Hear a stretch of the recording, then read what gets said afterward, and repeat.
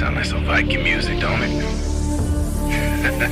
Yeah, gotta get it out the mud, that's the only way to win. Who am I to point the finger like I never ever seen? Been through the ups and downs like the letter N. They don't let you through the door, better kick that again. Cause that's the only way to win. That's the only way to go. Gotta get it out the mud, gotta get it out the flow. Cause that's the only way to go, let's go. Shooting, lights out.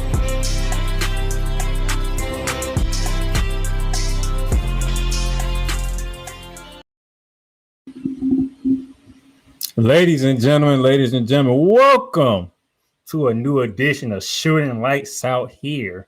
Today, the final day of the third month of the year. Good gracious, we're already 3 months through the year. Man, when you love sports so much, time just flies right by you. You don't be paying attention. But man, we are down to the final four. We will review of how the Final Four was determined in each of the regions. We're also going to talk about transfer portal.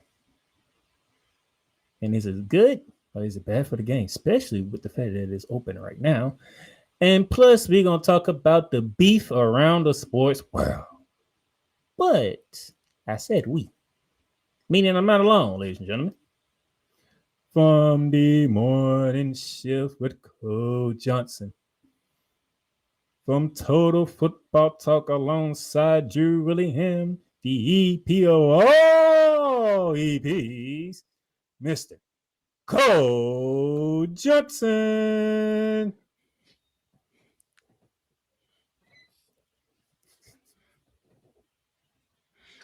Oh, Playmaker, how you doing? I take it that you enjoyed that introduction. The introduction was absolutely spectacular, sir. Thank you. You did your best Ed McMahon. No, sorry. Let me go forward. You did your best Michael Buffer. You did a wonderful job, sir. Appreciate it. All right, sir. We got a lot to talk about. Yes, we do. You know, sitting here going through the tea leaves and like, well, there's a lot of news, man, and I'm sitting here like, do I really? And I can hear my brother in the background. Yeah, I don't care if you want to talk about it or not. You need to talk about it. So, all right, I guess I'll talk about it.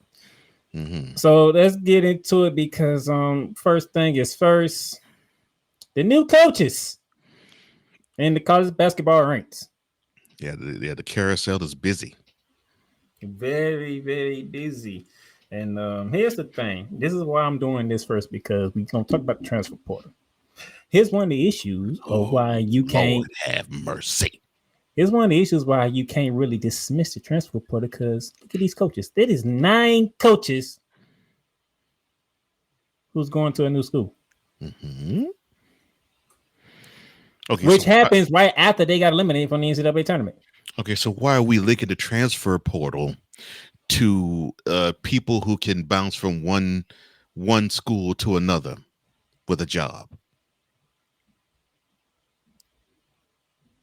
So, as you can see here, let's look at it. Kevin Willard, who was the latest one, chose to leave Maryland to go to Villanova. Do you think these players picked the school or do you think they picked the coach? And those of you who was paying attention to the Charles Barkley's of the world, the Kenny Smiths of the world, and the Clark Kellogg's of the world, they chose the coach. Okay. And the playing style. Around when all 3 of those guys were playing in college, yeah, you like the school, but you sort of chose it more because of the coach. Now you're choosing it because of the school and the opportunity that you actually can play more than the coach. So, even though we want to bash the transfer portal, me in a reasonable way, unlike everybody else, you gotta also remember these coaches they just get up and leave schools left and right. Am I wrong? Oh, that happens every year. So you just can't bash the players, and you're not gonna bash the coaches. Yeah, I mean, look, if we're gonna say, oh, you making your opportunity greener via walking on pastures that are greener or making your wallet bigger in green. You can't be saying, yeah, this is great for the coaches, and saying, you know, you young men, you shouldn't hop from school to school. No. If it's good for the coaches, it's good for the players. So if the transfer portal is horrible for the players and you want to limit it, limit these coaches hopping from job to job. But you're not going to do that, are you? No, they're not. So this is the issue of a lot of issues Coach Johnson has with the NCAA. Hypocrites. In fact, I'm going to lobby the Merriman dictionary. I want you to change the definition of hypocrite. And for those who know, hypocrite is you say one thing, you do another. Just change the definition of hypocrite. Instead of having just a straight up definition of it, just say hypocrite. Noun, the NCAA. And that is your definition of hypocrite. So we got 9 coaches. By the way, Maryland was in the tournament. McNeese State was in the tournament. New Mexico was in the tournament. Colorado State was in the tournament. Xavier was in the tournament. Wow. Bryan was in the tournament. BCU was in the tournament. Yeah. Drake was in the tournament. Yeah. And UC San Diego was in the tournament. All these schools was in the tournament. Yeah. Every single last 9 of them. And guess what? That means every single coach on here was in the tournament. That's correct. All 9 of them. That's the way it started off. Now, let's get to the transfer portal. The transfer portal. As of about 2 hours ago, this is from Jeff Goodman. 1,614 players are in the transfer portal. That's it? I would have thought it'd been more. Why I'm bringing this up? Today is what? Oh, March 31st. Today's March 31st, correct. College basketball season still going on. That's correct. And it will be gone for another week. Correct, sir. Why is I said this last week. Why is the transfer portal is open during March Madness?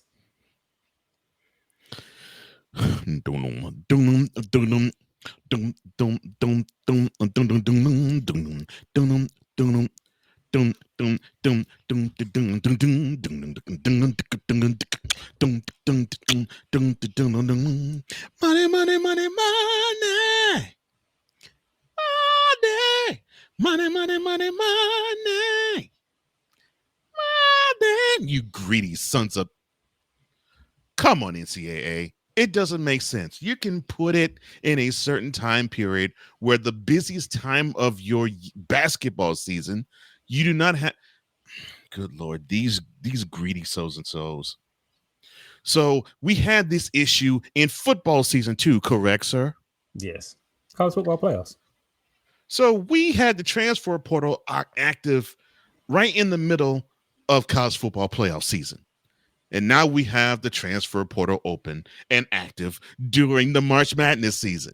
So I guess we're going to have the next transfer portal time open during when the College World Series happens, which would be late May, early June. Come on, fools.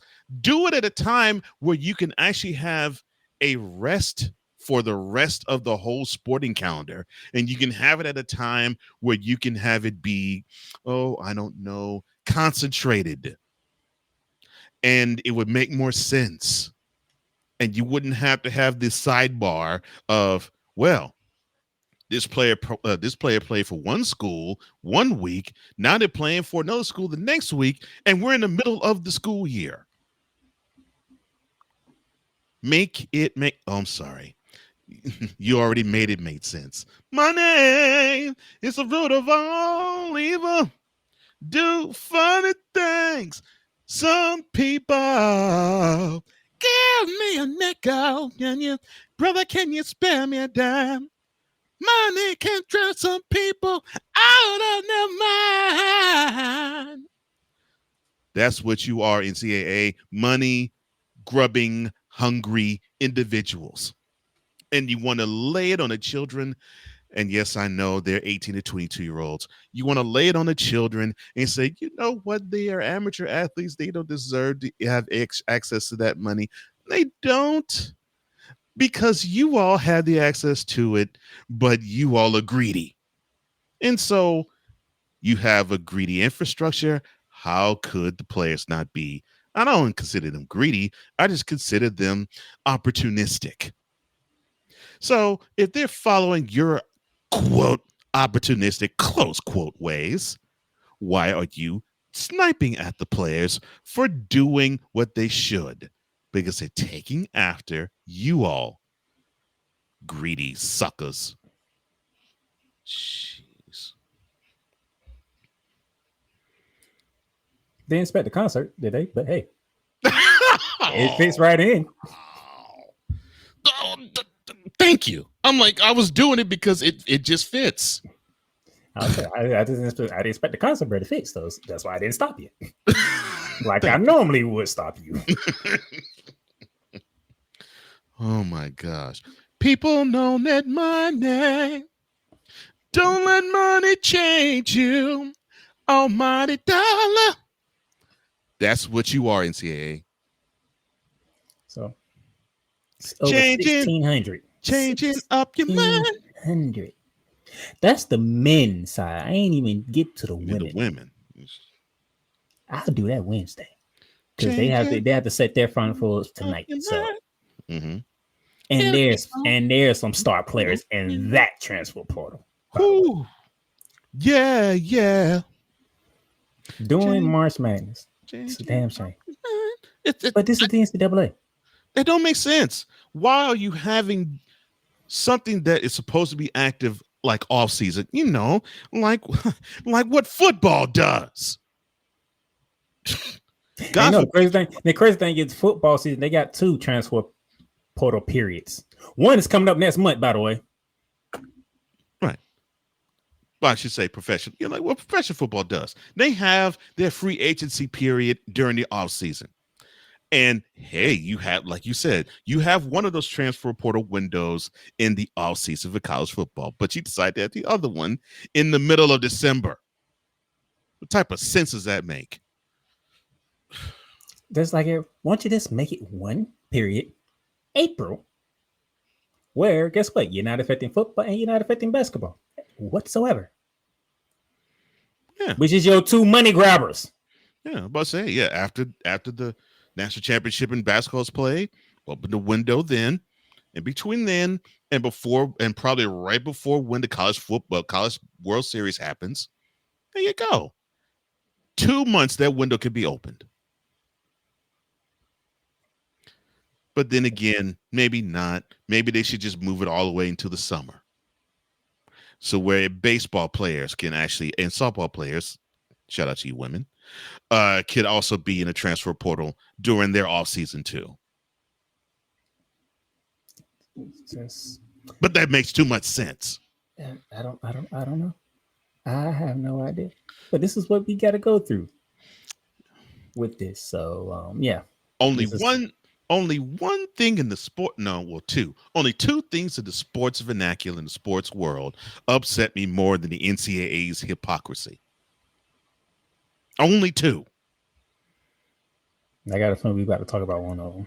One we're gonna talk about, and I may mention the other in this episode too. But besides those 2, nothing heats me up more than the NCAA and the greed that they show on a continuous basis.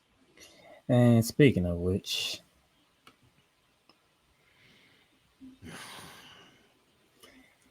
yeah, I seen everybody else wanting to talk about it. I'm like, do I really want to talk about it? No, I don't. But if I'm going to do a basketball podcast, I have to be willing to talk about things that I don't want to talk about. Exactly. I have to be comfortable with being uncomfortable. Oh, I'm comfortable talking about it. Of course you are. You anytime you can go at one or both of them, you take the opportunity with no problem. Yeah.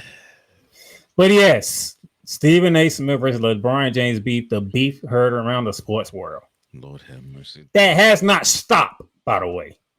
The man is in a oh good Lord. He's actually in a regular season and he is choosing to beef with a media member. So we all know how this started. Take your shots first, man. God. Actually, you're gonna be taking your shots first because oh Lord. I'm finna set it up first. So we all know how this started. LeBron did what he did to get Bronny on the Lakers. Okay, well, it is what it is. But during this journey, which people have been failing to say, some have said it, some have been willing to overlook it. He said some things that you just shouldn't say. I don't care if that's your son or not. Mm-hmm. I'm just gonna leave like that. Then the whole exchange during the third quarter of their game, like, I forgot who that was against. Was it against the Knicks? It's the Knicks. Against the Knicks, which they haven't had to come back and win that game. I imagine if they had lost that game, what would have happened? What would have been the actual storyline of that game? Mm-hmm. But since they won, all is good. So that's how this started. Now, Stephen A. comes on. He says, "Hey, that was a father talking to me, not the player." Was sounded like, okay. Sorry. I have an idea what I was dealing with. A father being a father. You can't knock him for that. You lying. I'm sorry. Go ahead. And you know the whole thing with him and Rich Jefferson did that Stephen A. came back firing. He was upset and all this other stuff. And then LeBron James decided, hey, I'm going to go on Pat McAfee show. How in the hell did this come about, first of all? Look at this. Oh, Rich Paul was on the show. I forgot how long. I heard Rich Paul was on the show, but in Rich Paul, I forgot how long ago, but he was on the show. I think it was the week before. So yeah, and then basically that visit made inroads. Probably my thing though. How does it start? Because Rich Paul been on there multiple times. This ain't the first time he was on Pat McAfee show. I'm thinking probably from the standpoint of probably when they wrapped. Rich probably said, "Yeah, you know, Bron gonna be in town because because the Pat McAfee show is based in Indianapolis. Yeah, Bron gonna be in town probably in about a couple weeks. I could probably arrange something, and that's probably what happened." So LeBron shows up last Tuesday on the Pat McAfee show. Decided to take jabs to death about everybody. And I do mean everybody, including Brian Windhorst, by the way. Ain't that something? Including Brian Windhorst, by the way. Take jobs with everybody. Said some things. I know some things that he said didn't flow with Cole Johnson. Like, let me think. Giannis Antetokounmpo can score 250 points in a game in the 70s. What powder is you snorting? Them nostrils are big enough that you are doing lines, son. Yeah, LeBron did some things, and then Stephen A. responded to his words the very next day on First Take. It was LeBron was the interview was Tuesday, but it aired Wednesday, so it was Thursday when Stephen A. responded. Right. So those of you who were talking on why he ain't do it with Shannon Sharp don't show up on First Take on Thursdays. No, it's normally Mondays and Tuesdays, I think. So guess what? If it would have happened on a Friday, then you would have had Shannon Sharp able to respond. But Shannon Sharp don't show up on First Take outside of Monday and Tuesday. Mm-hmm. Can we get our facts straight, please, people? The only time he does show up is probably on a Friday when they're out to probably go national championship game. Yeah, like if HBCUs. If they're on location or if they're near us. So I think Shannon is based in LA, right? Yeah, but he show up to when they're doing the HBCU tour. Yeah. When they're on location like that, he'll show national championship game for the football season. They were there, but on a regular Wednesday, Thursday, Friday, you're not seeing Shannon Sharp. No, Shannon Sharp is content with his Monday and Tuesdays. Smart man. If he's getting the cheddar, and all he needs is 2 days a week. Then Shannon Sharp spoke on his show, and he wished that these two actually stopped, mainly Stephen A. Smith. And by the way, with him saying that, that's not him defending LeBron James. If you know anything about Shannon Sharp is not really about confrontation. Right. He's Rodney King. He's basically being Rodney King. Can't y'all just get along? No, not in this case. And by the way, Pat McAfee said the same thing too. I don't know if people caught that. Can't we all just get along? No, not in this case. Not only he responded on first day, he went on his podcast and kept tuning to response. To the point where he said if anything else would have happened, he would have swung on him. By the way, those of you who want to cut stuff, make sure you cut the right part because you just cut the part that he said would have swung on. He also said after he said that, he would have got his butt kicked too. Yeah, it's a 57-year-old swinging on an athlete. Of course he's going to get his butt whooped. So would you, playmaker, so would I. I mean, sorry. My thing is people cut that part out and just cut the part when he said he would have swung on him. Like he also said he would get his behind kick right after that. Well, of course, because you got niggers that want to make it funny, and then they cut the video clips of when old Stephen A was training. I think he had a messed up wing. He tore both rotator cuffs when he was training for Boston. That is the video LeBron James decided to post on his social media. I was about to say, you got niggers that want to just that do these things, and the niggers are following the lead of they can and do bull crap like that. So now, before I show you my last slide, because the last slide is not neither LeBron James or Stephen A. Smith, somebody else. So I'm going to say that for later. But now I'm giving the floor to Mr. Warren Cole Johnson. Okay. Sports fan, you got to do better. I'm going to say straight up. Sports fan, you got to do better. Basketball fan, you got to do better. You want to know why I say that LeBron James needs to retire now? It's not that Father Time is getting on him. Father Time will get on him because Father Time is undefeated. It may not get him at 40. It may get him at 41. It may get him at 49. I don't care when it gets him. It's going to get him because it gets all of us. But it's not him. There's a reason why he needs to retire. It's you all. You all need to have this man retire because he is on the tip of your tongue.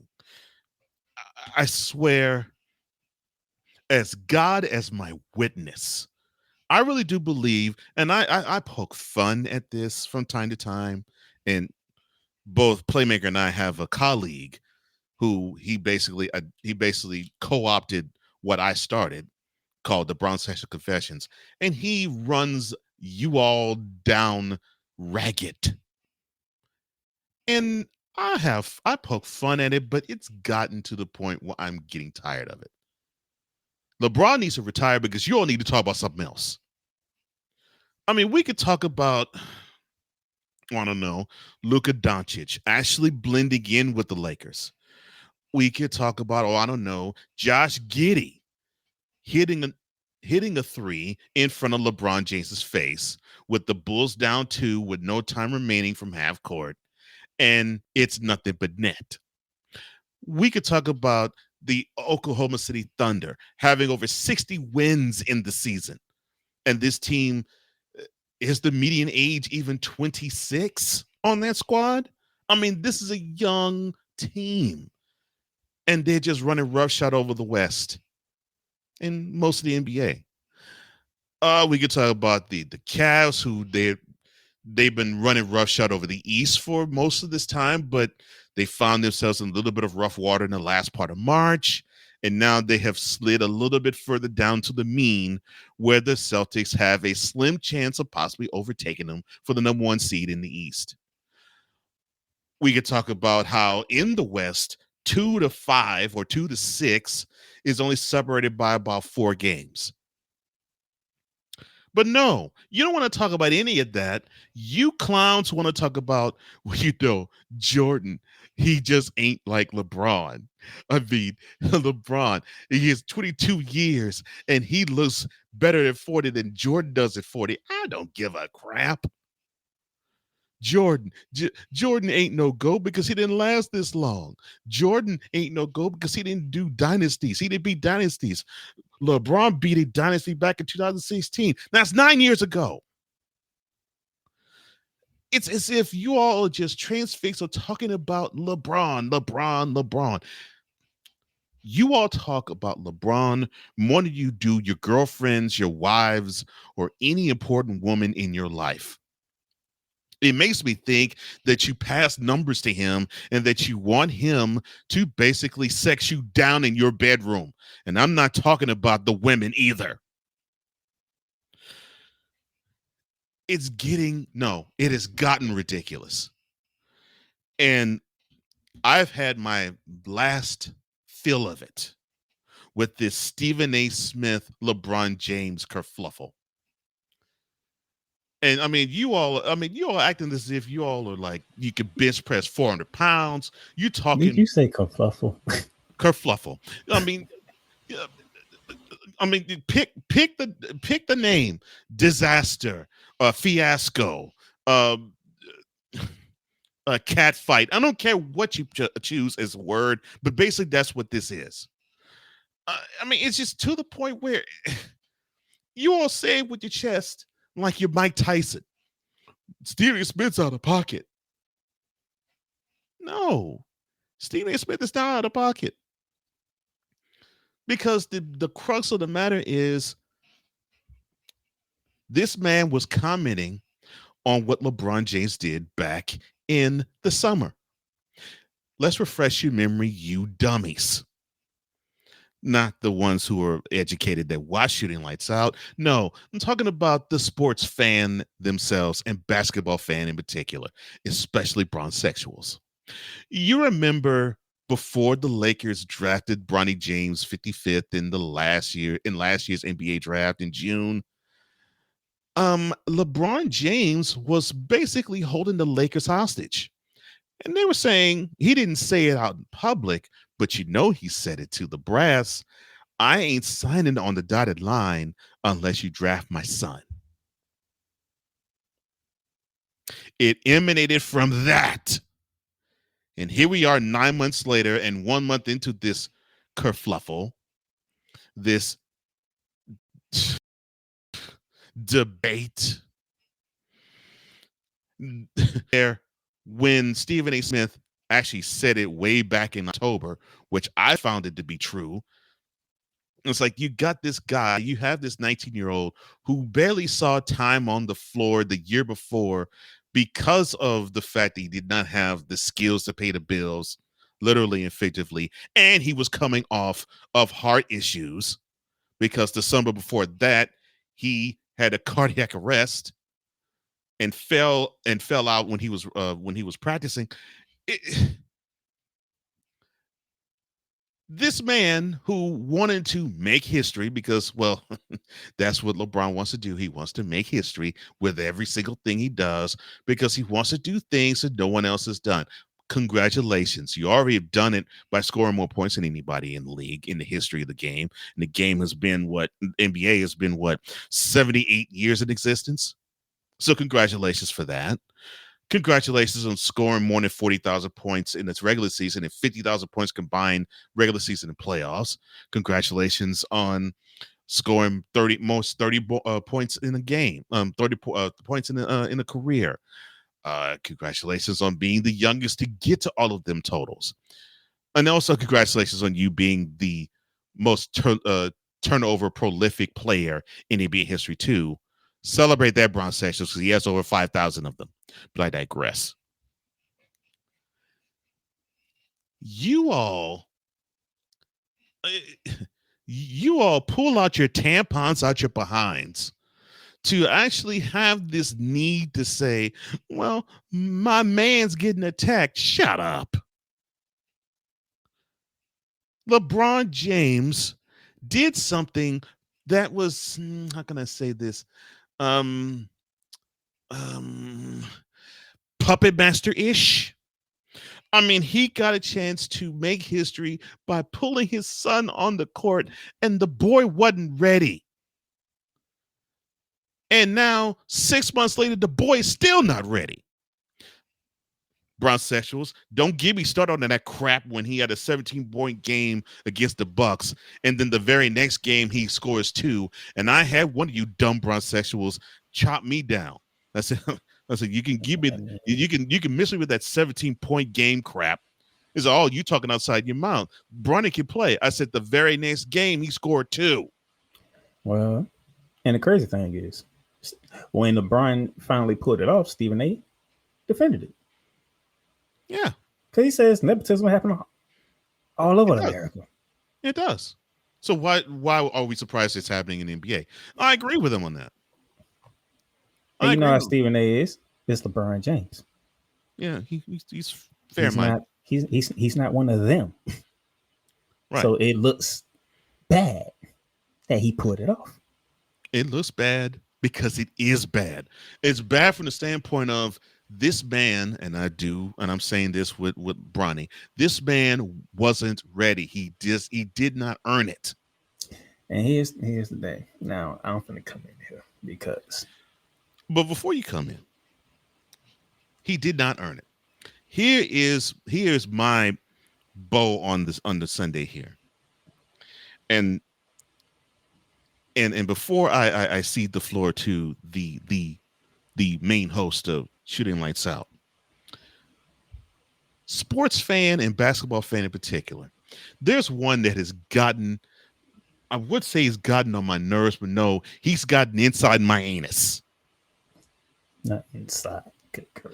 Because this dummy wants to put forth stuff to debunk anything Michael Jordan, because he wants to pick a fight. And then when someone comes with something of fact to challenge what he's doing, then he calls me, oh, you talk out the side of your mouth, you're a BSer. And I'm like, look, you old foggy fool. You have the nerve and the audacity to want to put something up, and then you want to, instead of have a debate on the topic, you want to debate me. You want to chop me down. You want to assassinate my character. And the reason why I'm blending this idiot, who by the way is probably as old as he's probably as old as my mother, who's 74. The reason why I'm blending this idiot with Bronsexuals is because this is how you both argue. You argue the point that if we have the nerve to say something that is antithetical to what you believe, then I am at fault because the human being is faulty. Well, this is why I am sick of LeBron James being talked about, and I'm getting really sick of LeBron James and Stephen A. Smith being talked about. It's because you all want to attack people, but you don't want to attack the subject matter. And the subject matter is you got two men who basically, I'll put it this way. You got two men who love the spotlight, who may not like each other, but who are sneak dissing one another like it's Kendrick Lamar and Drake for 10 years in the rap battle. I mean, this is how this is.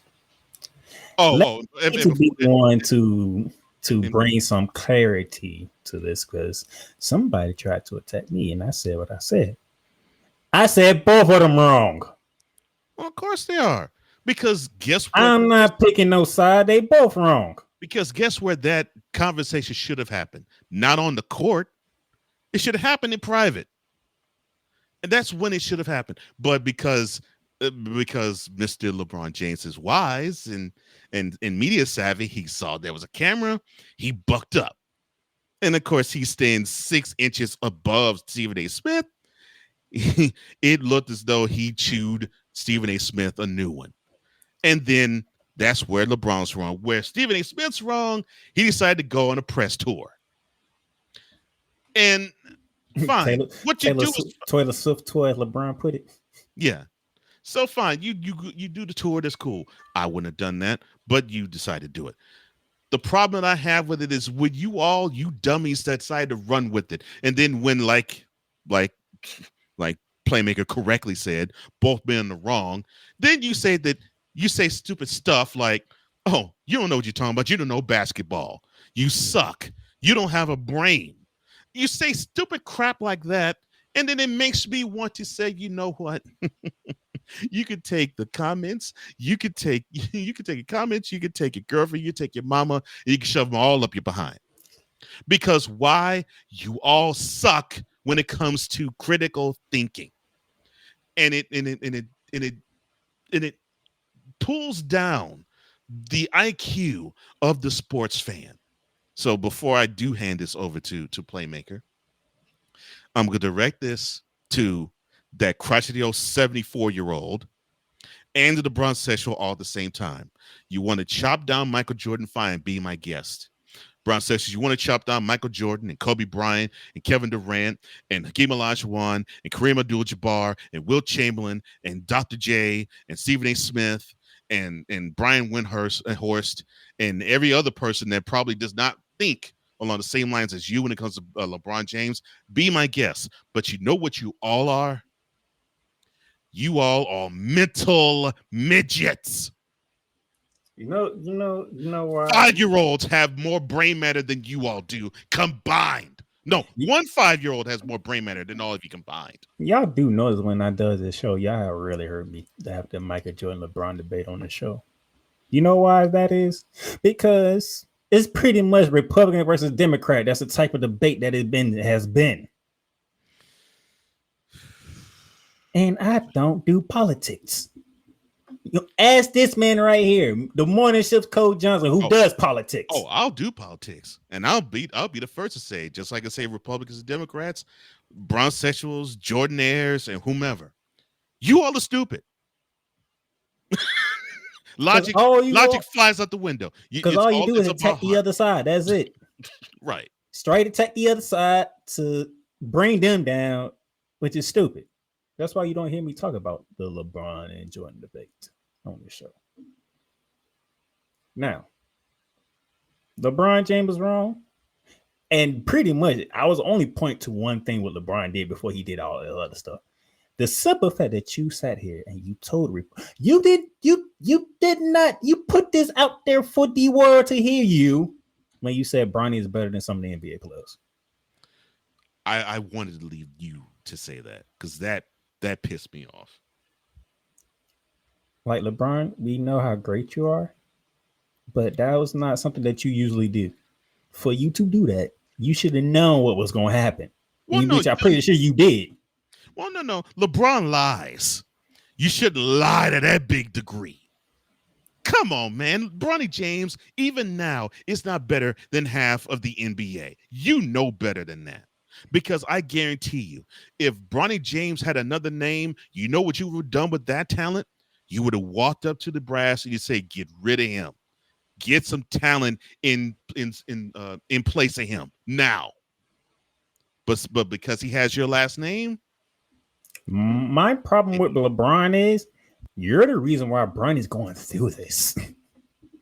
One, you're the main reason, not the entire reason, but you're the main reason why he's going through this. Because you put him in the spotlight. You being kind. He is the entire reason Bronny's going through this. No, because I trust me, I'll explain to you. But you're the reason why Bronny's going through this. You're the reason why. There's things that you say, I'm like, Bron, why is you saying all this? Let the man just play. Just let him play. That's it. You accomplish your goal. You play in the same game with your son. You accomplished the goal. Now let him go off, do his thing without the media worrying about him. But no, you keep speaking and the media keeps going to him. Like, stop. Please stop. That's why I say it's all him right there. Right there. Now, full disclosure, I'm not a father. But listen to some fathers. Now I understand why Stephen A was wrong. Because you do not go on national television and say as a father for him to stop doing stuff. No, never challenge a father. Never challenge a father. Never. That's what Stephen A was wrong at to begin. Yeah. Never challenge a father. Public or private, never challenge a father. Never. Now, you can pull him. Now, Stephen A could have pulled him aside and say, dude, what the heck are you doing? Now, he could have done that. But to basically say, No, I challenge you as a father. Why would you, as a father, do that? Yeah, that's going out of bounds. I'm pleading with you as a father to stop. You should never say that. Ever. I don't care what type of relationship y'all had before then, but you should never say that. That's where to begin for Stephen A. Smith. Now, Stephen A. Smith has been made to look like a hypocrite. The word that you use for the NCAA. Because Cole, who's one of the biggest followers of Stephen A. Smith? The person that's talking, well, not me, but the person that is talking right now. I have heard Stephen A. say, and like other people say many times, pull up whenever. I'm not hard to find. Well, you pulled up to the Lakers Knicks game and LeBron said, all right, I'm pulling up. And there's a camera. Oh, I'm definitely going to pull up. I'm going to use a camera there or not. I'm going to use a 20. I'm gonna use a 20 in the third. I'm gonna use a 20 in the third period, third quarter.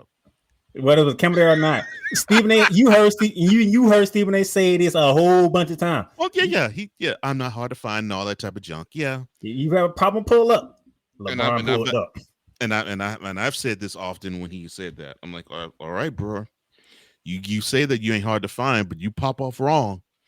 One of them athletes is gonna say, "Oh, you ain't hard to find, Stephen A." All right, well, I have an issue with you.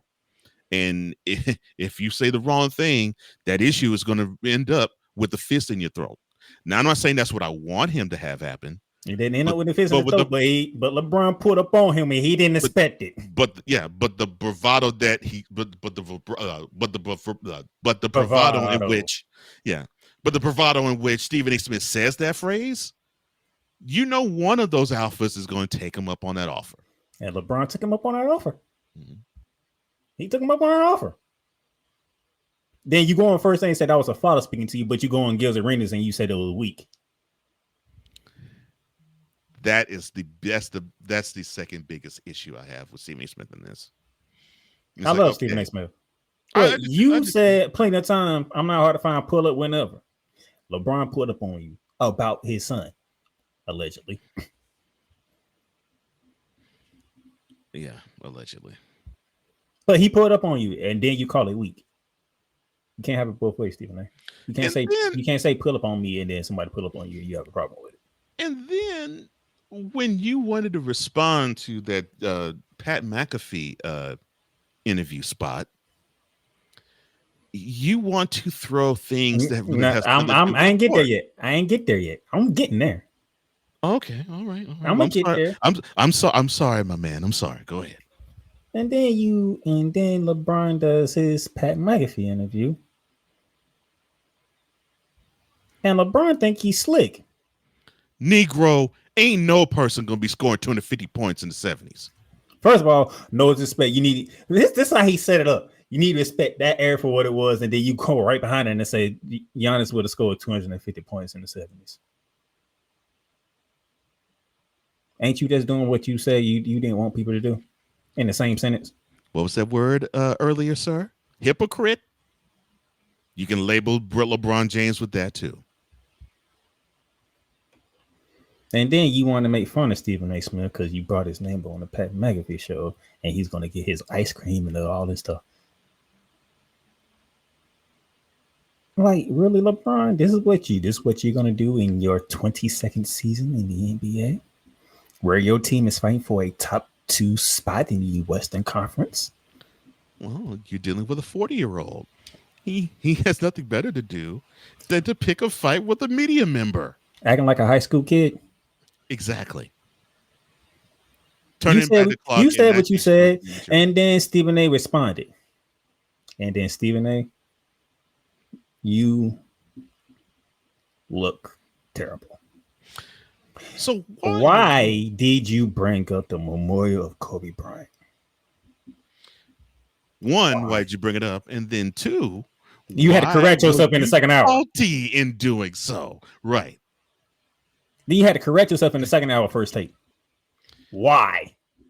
Secondly, and I knew this for a fact because I knew when it happened. You brought up him not showing up to Dwayne Wade's Hall of Fame ceremony, which like the week before, that's when Bronny had the heart issue. Yeah, that was below the belt. That was below. Everybody knew why LeBron wasn't there. And probably It didn't have to be told. And I'm sure Dwayne more than anybody probably knew. And probably said, dude, I understand. If I was my child and you had a ceremony, look, child over this. I already know. You cool. We good. I'm sure LeBron had that conversation with Dwayne, and I'm sure Dwayne basically said, man, do you, bro? That's your son in the hospital. Nothing is bigger than that, and nothing in the world is bigger than that, including a best friends Hall of Fame ceremony. I don't care that Dwayne Wade and the Heat organization helped LeBron become a champion. That man's son almost died. And that's why I say all of that is on LeBron, because here's where I will sort of say, as a father, would I do this? No. 2 summers ago, your son was fighting for his life. And you decided to want to make history with him by forcing his way the following summer to be on your team. I still am not good with that. I'm not good with that from this young man was fighting for his life standpoint. And I will never be good with that. You probably won't, but Bronny said he wanted to continue to play basketball. What you wanted to do? Now, Bronny, cool. But in my humble opinion, Bronny should still either be with USC or somewhere in college. I agree with you, but even before that, LeBron Ben said he wanted to play with his son. No, that's fine. And he could have done that, but he could have arranged it to where, because LeBron is not looking like he's going to retire anytime soon. He could have arranged it to where this could have happened 2 or 3 years down the line. But it could have been done to where it's like, yeah, Bronny does have a little game. He picked up something in college. He actually looks pretty good. Instead of it looking like charity. But we sit here and we have to deal with this. This is what is spreading across America. This beef between these two. And that's all sports fans are talking about. That's what makes it sickening. I don't want to talk about it, but since I'm doing the basketball show, I don't got no choice. Because I got the guy who covers basketball and covered it for almost 3 decades, and the face of the NBA in LeBron James. Yeah. And probably the two biggest media personalities, at least on the basketball side of things, are butting heads. And everybody has to talk about it, which sucks. And here's my problem with LeBron James. Now, if he would have said, protect my damn house so and left that, no problem. He said, protect the players. When did you ever protect the players, sir? Well, remember that 250-point comment that Giannis could score on a team 50 years ago. That to him is like protecting the players. What are you protecting the players from? Because here's the funny thing. Here's the funny thing for me. While he was on the Pat McAfee show, why didn't he take no shot at Skip Bayless while he was at it? I find that hilarious too, because now I ain't talking about you run up on Skip Bayless, but you was on Pat McAfee. You could have took a shot at Skip Bayless. I find it hilarious with that because Skip has said things to me. Even though this one aspect of Stephen A. Smith was a little bit on the side with LeBron, Skip has said a lot of things about LeBron the past 2 decades. Not one comment, not one. Oh, I see Skip and I see Skip on front row. Let me actually step up and pull up on him. No, I ain't talking about him pulling up on like he did. I'm talking about when he was on the Pat McAfee show. No. Everybody he talked about pretty much worked at ESPN. No, I get that. On an ESPN show. I know, I get that. I'm saying, I'm saying, what's that phrase? Keep that same energy. If that's the energy you're going to keep with Stephen A., you should keep that same energy with Skip Bayless, whether he works at Fox Sports 1 or nowhere. Because he's been clapping on you the last 2 decades. And you know the funny thing is, when you put up on Stephen A. Smith, that's what got Stephen A. Smith and Skip Bayless to do a show together. I'm like, this would happen right after this man had a conversation with LeBron James. And LeBron James, you ain't fooling me. So everybody can say, well, that was the moment in time for him to do it. That man knew that Stephen A. Smith had just signed a new contract. That was not breaking news to anybody. The same day. Let's not break news again. The most media savvy athlete in the history of sports. I don't care if it's basketball, boxing, football, hockey, baseball, equestrian, swimming, softball, gymnastics. I don't care what sport it is. The most media savvy athlete in the history of the industry is LeBron James. You know that dude saw, SAS, he inked a 5-year, $100 million extension. Oh, I got to go in on this nigga. Jeez. There's blame going around in on both parties. And I'm not picking a side. They both are wrong. And that's how I feel about it. If you don't like it, I don't give a damn. Because they both are wrong.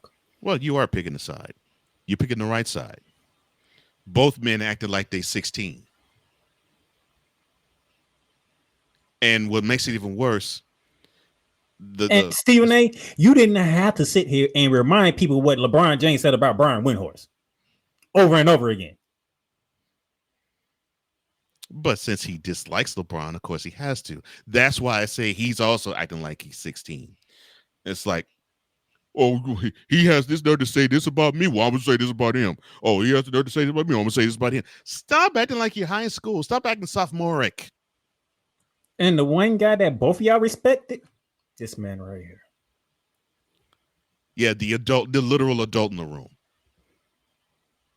This man wants no part of this. The literal adult in the room, Michael Wilbon. Yes. That man said, I don't know why LeBron's doing this all of a sudden. It is beneath him and is annoying to me. 100, Mike. 100. He also went at ESPN. Because when in God's name has ESPN or any NBA outlet cover a 55th pick the way that they've been covering Bronny James? Never. You know what he said? They're doing it for clicks. Of course they are. And unfortunately, this is why I say this is on LeBron too, because Bronny's getting them clicks because he's LeBron's son. Not because he's a good player, not because of his own merit. It's because he belongs to LeBron James, and anything LeBron James sports fan will gobble up, including his very own oldest seed. Here's the thing. I would love to hear from Bronny James. I would love to hear from Bronny James about this whole situation. I would love for Bronny James to come out. He can even say, look, I didn't ask for all this. I just want to play and learn. That's it. Actually, I'm glad we're not. Because I'll put it like this. My father's still alive. I love him. He's an awesome human being. He's the greatest man I've ever known. He's one of the greatest human beings I've ever met, ever had a time to spend any time with. And if I were to say one bad thing about my father, he would be a lie and a half. If he were to pull the same crap LeBron did to Bronny, I would actually go to my father and say, why are you being such an embarrassing prick, Dad? I don't want this. And I would say it to him that way. Yeah, Ryan Clark said on the pivot, he said he talked to his son Jordan. He said, "Pop, I don't need you to ever do that." Right. Oh, thank you for that. So for you dummies who'd say, "Well, see, LeBron, he's supporting his son. He's defending his son." There was a time, and I think this was in 2008, I think it was 2008, when LeBron was a member of the Cavs. And let me see if I can remember the age that he was. Oh, I know exactly what you're talking about. That was his rookie. It was his rookie year. Oh, it was. It was his rookie year. Let's go back further. It was against. Was it against the Celtics? It was against the Celtics. It was but I thought it was a playoff game, and I thought it. No, it was. It was his rookie year, though. Remember, he got them to the playoffs. Right? He was. No, not the rookie year. No, not the rookie year. He didn't go LeBron didn't go to the playoffs the first 2 years. So the first time he would have been in the playoffs would be 2006. So yeah, this was 2008. So LeBron's age would have been then 20. I know. Is every time he told his mom. We told his mom to sit her ass 23. Down. He would have been 23. Yes. And so, yeah. And this wasn't the playoffs. I think it was game 3, actually, of 2008 East Conference semifinals. Paul Pierce drags him into the stands. And then his mama gets buck because his mom was sitting courtside around that time, around the under the goal. And then, yeah, you see LeBron actually look at his mama Gloria and say, "Sit your down." I mean, demonstratively say it to her.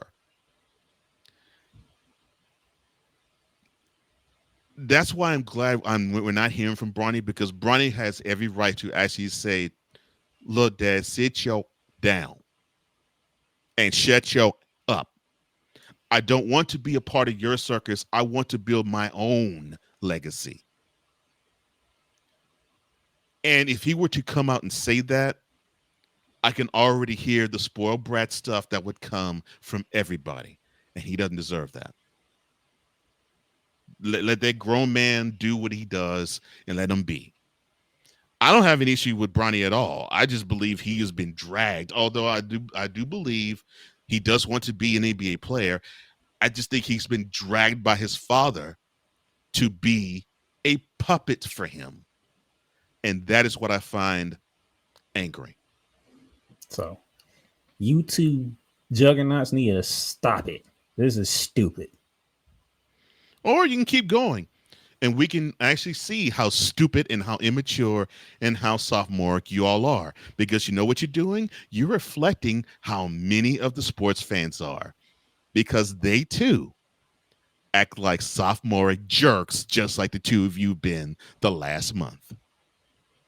Now, this has took up a good hour of my show. I do not want to talk about this ever again. I'll say this. Yo Kang needs to retire now. Go. We're gonna take I don't want to hear anything about him anymore. I want the sports fan to actually evolve in their thinking so they can talk about something else. And thank the Lord we are on this show. There is one more thing, and this is on Stephen A. Smith. Stephen A. Smith, for you to sit here and say, when LeBron James retired, you will not talk about him ever again. That's a lie. You a liar. For you to call that man the second best player to ever play the game. I actually think how can you not talk about him when he retires? I actually think that's a lie too. So I think he's getting forced to say that. He ain't put him number 1. No, I mean he's putting him as high as 2. Because I think he could put him lower than that. Because he has more sort of a Kareem Abdul-Jabbar than him. Hey, everybody has their opinion, okay? Everybody has their opinion. Everybody has their list. Yeah, I'm gonna leave it like that. Mm-hmm. Yeah. And now we're gonna take a break because when we come back, we're gonna talk about something that needs to be talked about. Retire, LeBron. Retire. Everything Boston. I love you morons. New Kids on the Block, New Edition, dear whatever the law firm is. Sincerely, the U.S. Supreme Court. Ben Affleck, Matt Damon. Go yourself again, Jason Whitlock.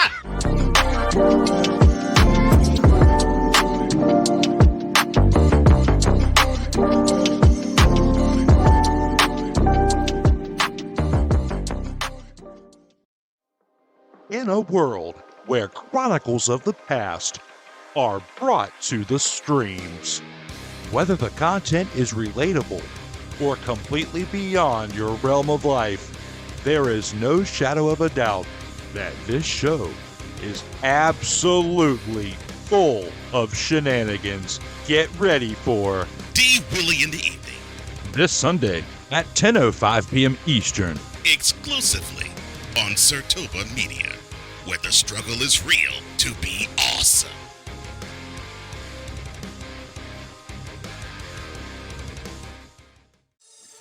Shop hats and official sports gear at Liz. Liz is the leader and #1 destination for hats, gears, and everything that moves you, making it the perfect shop for fans to find official sports hats, merchandise, and gear. Represent your team, your town, and your style with a snapback adjustable fitted hat or beanie from thousands of college and pro teams. Browse the very latest sports jerseys and t-shirts from the best teams out there. Liz has officially licensed professional and college sport team apparel and hats featuring the hottest brands and trends. Shop online or visit one of the 100 stores across the country. Locker Rooms by Liz. All right, thank y'all for tuning in to Shooting Lights Out. Now that we got the beef out the way and all this, while Coach Johnson's going off on mute. Retire! This show, you can watch it live on the Playmakers Ball YouTube channel and the Playmakers Ball X account. You can also catch the audio version on Spotify, Apple Podcasts, Amazon Music, iHeartRadio, Pandora, and wherever else you get your podcasts at. And also, you can check us out on the Real Rise Radio and 502 American Android Radio. What's up, Wise? Love you, brother. Now let's get to what deserves to be covered. Retire, LeBron. We are Retire. down to the final four because we have the champions of each region, beginning in the West region. The West region final four feature the Florida Gators, the Texas Tech Red Raiders, the Maryland Terrapins, and the Arkansas Razorbacks. Let's jump into it. The winner of the West region is the Florida Gators, the top seed team in the West region. They survive their region. They come out of there and making their way to the Final Four. How did they get there? Well, they had a couple of tough battles, one against Maryland and one against Texas Tech. Beginning with the Maryland game, the first half was Cole. I wanted to use some cuss words during that first half of this game. I bet you did, because Florida played well, but they didn't play sound enough. And it happens. I mean, even with great teams, and this is what I was telling you last week. I love what Florida can bring, and when Florida is focused, and you got a chance to see this in the next game you'll talk about with them. When they are focused, they are really difficult to beat, but you can get them because they have these pockets where they just aren't in sync. And you saw that in the first half of this game. And you saw the opposite of it when they were focused in the second half. 10 turnovers in the first half. Yeah, I was like, why are we turning the ball over like this? What is going on here? As like I said, the Gators, they are a great team. And I'm not saying it because you're a fan of the Gators. I'm saying it because of my eyes, what I see. They're a great team, but they have these moments where it's like, what team is this on the court?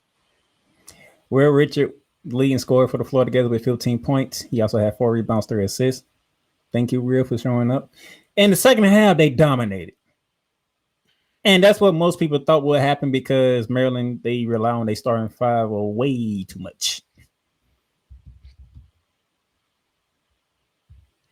Agreed. And I think that might, if anything, play to the advantage of whomever faces them in the national semifinal, and if they go further on, national championship. Florida Gators came out in the second half. They looked like the Florida Gators. Dominant. Maryland had no answers. They couldn't stop it. And then they ended up pulling away. That was in the Sweet 16 in the Elite 8. Oh, yeah, by the way, I forgot. When you shoot 50%, it don't even feel like Florida shot 50%. But Cole Johnson's favorite stat is the last stat down at the bottom right there. That's right. You own the boards, you own the game. And that's what it's about. When you want to show that effort, both in the offense and the defensive end, when you clean the glass, That shows that you're willing to go the extra mile to want to say to the opposing team, you don't have what it takes physically to beat us. And I love seeing the disparity 2-1. Beautiful, beautiful job on the boards from Florida. And that was on display in the second half. Maryland threw the shot up, you ain't getting a second chance. Florida put a shot up, we getting a second chance, we getting a third chance. And it was evident. So we got that. And then the Elite Eight, it was against Texas Tech.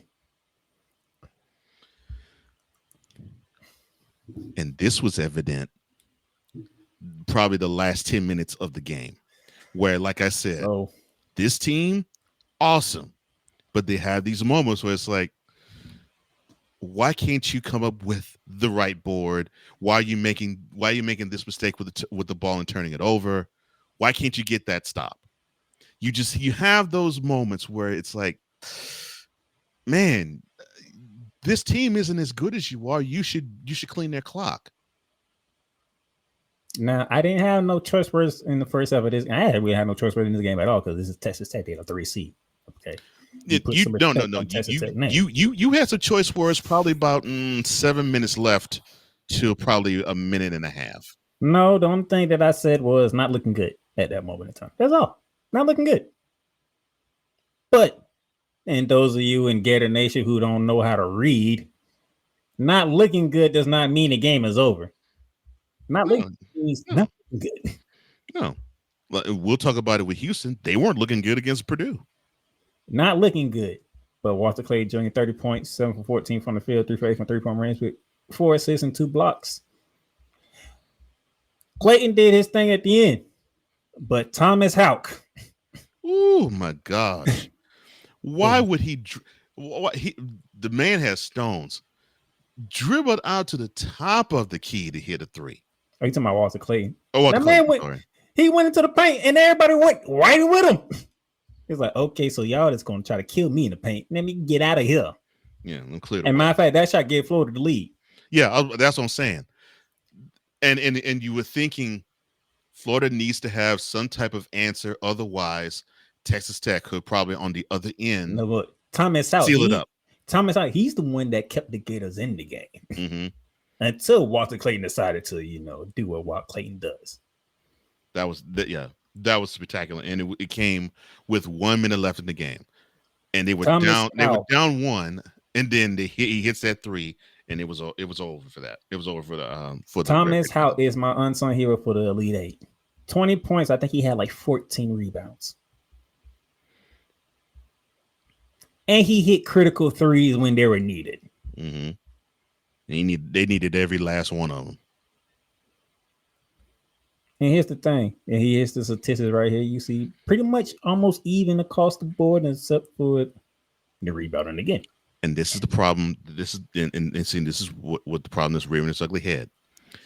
Florida has to take care of that ball. Now, and you were mentioning it, considering that Texas Tech is a step up, and which it was from Maryland in competition. Now they'll take another step up with an opponent they know very well in Auburn. I'm sorry, jumping ahead, but any of the other 3 is a step up from everybody else that the other teams have played. You cannot have that many turnovers. But here's the thing. This is the score at the 3:14 mark. Yeah, Texas Tech had control of the game. 66. Yeah.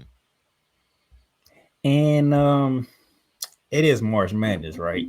Mm-hmm. And one of the main things that I always say about March Madness is it's 2 words. I think you know them very well, Coach Johnson. I wonder if anybody else know them very well. Free throws. Doom Texas Tech. You got to hit them. You got to hit them charity stripe shots. Ain't nobody in your face. The problem is seeking them, and they were clunking them. Your top 2 players were the one who missed the front ends of 1-1s.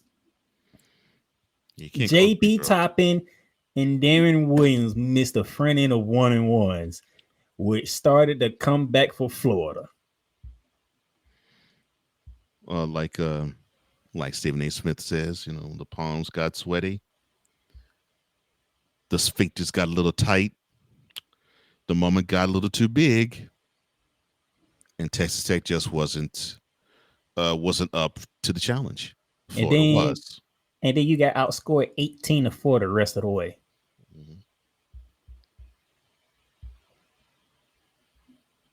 Free throws. They are called free for a reason. Yeah, ain't no hand in your face. No defender you got to concern yourself with. You can calm your nerve, and you can take as much time as you want before you let go that let that ball go. Because, correct me if I'm wrong, sir, free throws aren't timed. Yeah, they are. 10 seconds. 10 seconds. You get 10 seconds. That's why they be killing Giannis the way they be doing. You get 10 seconds. That's 10 seconds when you grab the ball, though. Thank you. I don't, but it's not like 10 seconds from when everybody lines up. Because 10 seconds, once the guy has the ball, should be enough. More than enough. To where, like I said, that's why I say it's untimed. Because. But how many times have we seen this in this tournament? I mean, I'm not talking about this specific time. I'm not in general of the tournament overall. What free throws, teams losing game because they can't simply hit free throws. Teams bricking? Look. Matter of fact, I gave you an example, which I'm going to reference later on, 2008 national championship, Kansas and Memphis. Why did Memphis lose that national championship game? Oh, they couldn't hit a free throw to save their lives. But that's the thing. That team couldn't hit a free throw to save their lives the whole season.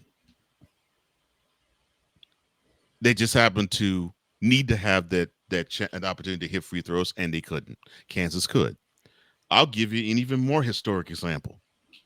My Houston Cougars, Phi Slama Jama, 1983. A big reason why they did not have a national championship and North Carolina State did, they hit free throws. Houston couldn't buy one. Along with NC State draining the clock. But the opportunity to hit free throws came. Houston couldn't hit it. Couldn't buy one to save their lives. You want to know why John Calipari only has one national championship under his belt? Because his Memphis team couldn't hit free throws to put Kansas away. Nope. And then you gave Mario Chalmers the reason to take the championship from you. Free throws. It's part of the game. You got to hit them. Yeah. You must hit them. So Florida advances to their Final Four for the first time since 2014. Congratulations to your Gators, sir. Oh, and by the way, what's my rule on coaching, sir? Your rule on coaching? Yeah. That normally they can win a couple of your games? No, I say you give coaches 3 years. Oh, yeah. This talk go to third year. You give coaches 3 years, more than likely if you got the right players, you have the right system, you could probably go as far as the Final Four, if not the national championship. This talk go to third year at Florida. Yeah, because now his system is fully in place. Just to be honest, that's the Clistic Clyde is for you. Football season. What season this was for Billy Napier? Season for, I'm sorry? Season for Billy Napier for the football program. This year would be his third. That was his third. This passing was his third season. Yeah. And you see how the Florida Gators football team finished the season? Very strong. Yeah. Can y'all be patient? No. Unfortunately, sports fan can't be. I don't care if it's Florida. I don't care if it's Washington. I don't care if it's California. I don't care if it's St. John's. For sports fans aren't patient. They want immediate results, and when they don't get it, they gripe a lot. Patience. Gee. It's not a virtue to a sports fan, but I agree with you. Patience is what you need, because you also have to understand these teams have to learn. The players have to learn how to coach roles. The coach has to learn how to properly coach the players they have. It takes time. You're going to have growing pains. I said this to use football. I said this about NFL. I said this about the Texans. I was like, man, you all thinking that they're going to be in the conference championship round. I'm like, no, this team still needs to bump their butt. They still need to grow. They're going to be successful, but they're not that successful. They need to grow. D'Amico Ryans needs to still learn how to be a great head coach. He's getting there. He's not there yet. CJ Stroud has to learn how to lead the team. He's not there yet. He's also in his second year. They're going to bump their butt. They're going to have growing pains. Expect that. Expect this team to lose about 6, 7, 8 games because it's going to be a bumpy year. Of course, people didn't want to hear that, but that's just the truth. That's patience. It's all Golden's third year. The Florida Gators are in the Final Four. They are going to San Antonio. One seed has survived. We have 3 more to get to. Well, let's head to the East region. Up in New York, New Jersey, where the Duke Blue Devils, Alabama Crimson Tide, BYU Cougars, and the Arizona Wildcats duked it out for the right to get to San Antonio, and the Duke Blue Devils come out of the East region. Duke. As you see here. And when they went against Arizona, it was the Cooper Flag Show over the Caleb Love Show. 30.6 boards, 7 assists, and 3 blocks leads the Blue Devils to a 193 win over the Wildcats. They were going up and down. They were going up and down. See, you undersold Arizona. I told you, man. I was like, look, Arizona, they probably will lose this game, but it's not going to be a blowout. I ain't say it was going to be a blowout. I just said I don't think they got enough to beat Duke. And you were correct, and I agree with you. I didn't think they had enough either, but Duke was going to get pushed. And they got pushed, but they had what it took to win. This is ridiculous. 60% from the field, 58% from three-point range. How is it that this team just can't miss shots? Good gracious. These boys, hell. It doesn't matter the shot. It doesn't matter if it's 3. It doesn't matter if it's range. It doesn't matter if it's close up. It doesn't matter if it's a free throw. They just don't miss shots. I'm like, how in the world is this possible? And what Arizona shot is not terrible. 45 and 46. I'll take that too. Any day of the week. What, 60 and 58? I'll take any of that stat line. The 6 turnovers, beautiful. I'll take that. Only got out rebound about 3. Yeah, I'll even take the rebounds. It's almost even there. I mean, it wasn't that Arizona played a bad game. It was just that Duke just played lights out. Jeez, these boys, they can't miss. And then the next game. Oh Lord, I turned this game off after probably the first 10 minutes of the first half because it was like Duke just hitting everything, and Alabama looks like they're being outclassed. That's after Alabama put on a record performance against BYU, scoring 113 points. Yeah. 25 freaking threes. And then they come against Duke and get beat by 20. By 20. Con Canupa, 21 points, 5 boards, 5 assists, and 3 steals. Alabama, I want you to take your basketball license, destroy it. I want you to own being only a football program. Because you disappointed me highly in this game. Highly. How you score 113 points the previous game, but you don't even score half of that total in this one. 35% from the field, 25% from 3-point range. Or you barely score half of that in this one. Yeah.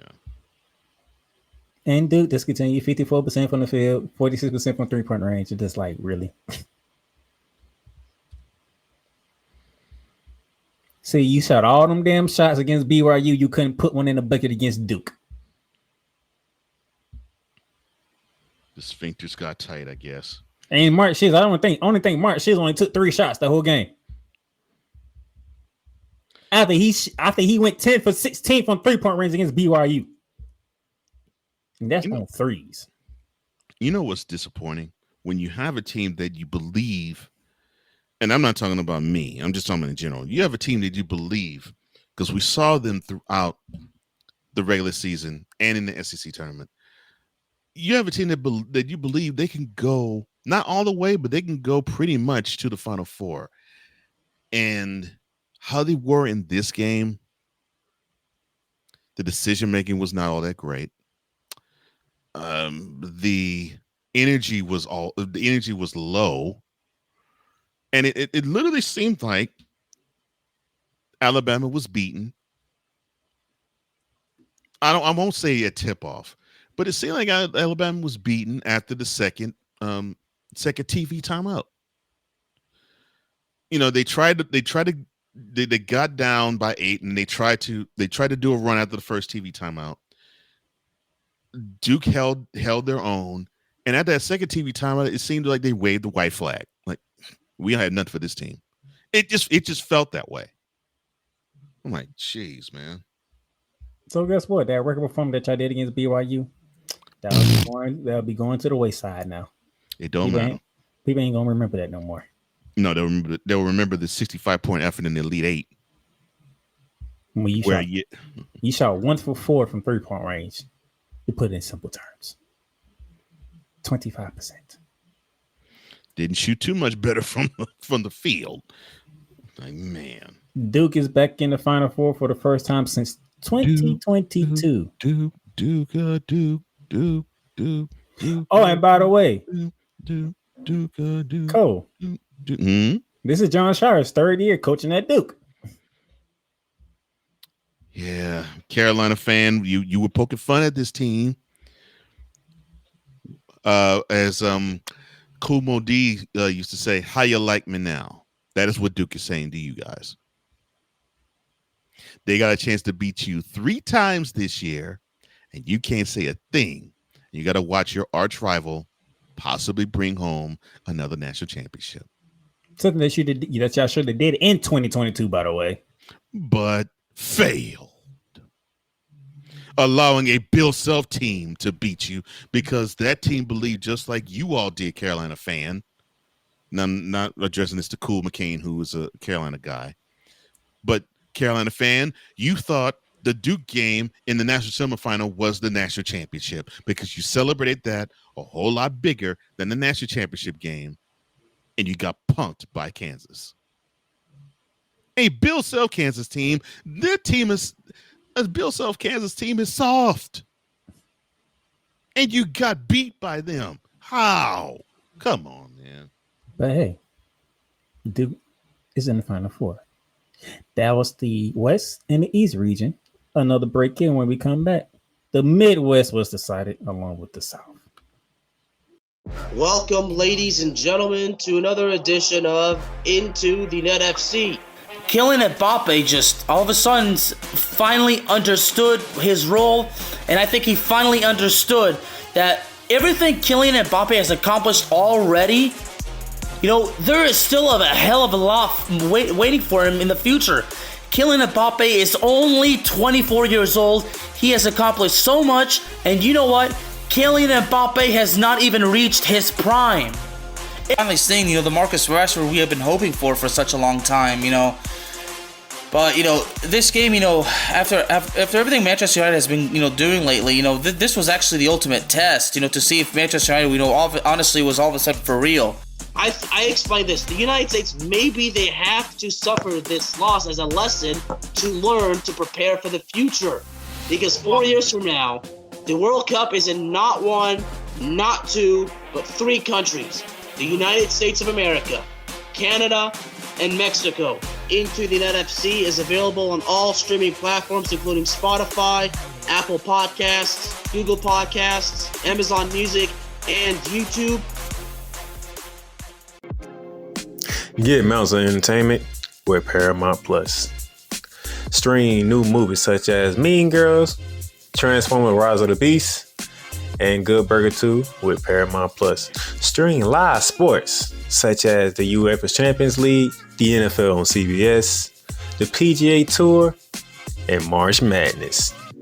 Catch hit CBS shows such as Fire Country, Ghost, NCIS, and more. But also catch exclusive originals for Paramount Plus such as Special Ops Lioness, The Famous Stallones, the new streaming home of Showtime, Watch Showtime original series and movies when you sign up with Paramount Plus with Showtime. Make it a fun, action-packed adventure for the whole family and create kid-friendly profiles for the little ones. So much to stream with Paramount Plus with over 45,000 full episodes from BET, CBS, Comedy Central, MTV, Nickelodeon, and more. Paramount Plus, mountains of entertainment. All right, welcome back to Shooting Lights Out here. We got through the West and East region. Now let's go to the Midwest, Cole Johnson's territory.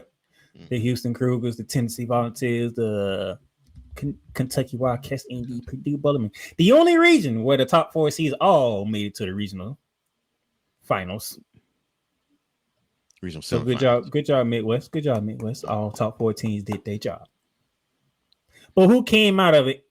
Indianapolis, Indiana as the team. The top seeded Houston Cougars.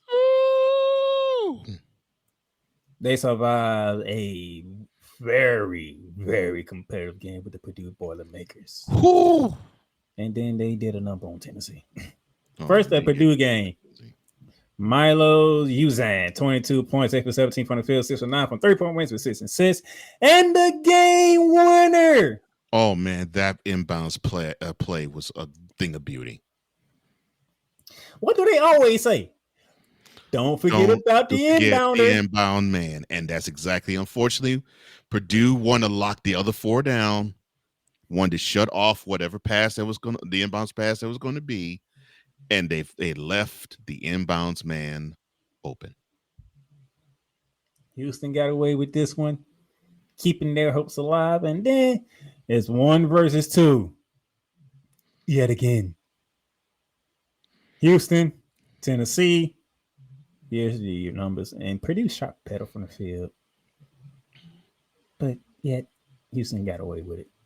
It is what it is. Well, they got away with it because they cleaned them boards out. And then they did a number on Tennessee. And here's the messed up thing about Tennessee. They avenged their season woes against Kentucky all in one game, the game prior, and they looked really good. And a lot of people were actually saying, "Wow, the way the Cougars looked against the Boilermakers and the way the Volunteers beat down the Wildcats, wow, Tennessee actually can advance to the Final Four." Nope. 20. I think I looked up and I saw the score is 22-8. I was like, man, Kevin Sampson got in them boys. They got in the boys, and they locked Tennessee down on defense. Locked them down. So, as you can see, these numbers are like 34-15 at halftime. Mm-hmm. That is the worst first half output by a top 2 seed in the NCAA tournament. Not this year. The entire existence in the history of the tournament. 15 points by a number 2 seed in 20 minutes. The half was longer than the points y'all scored.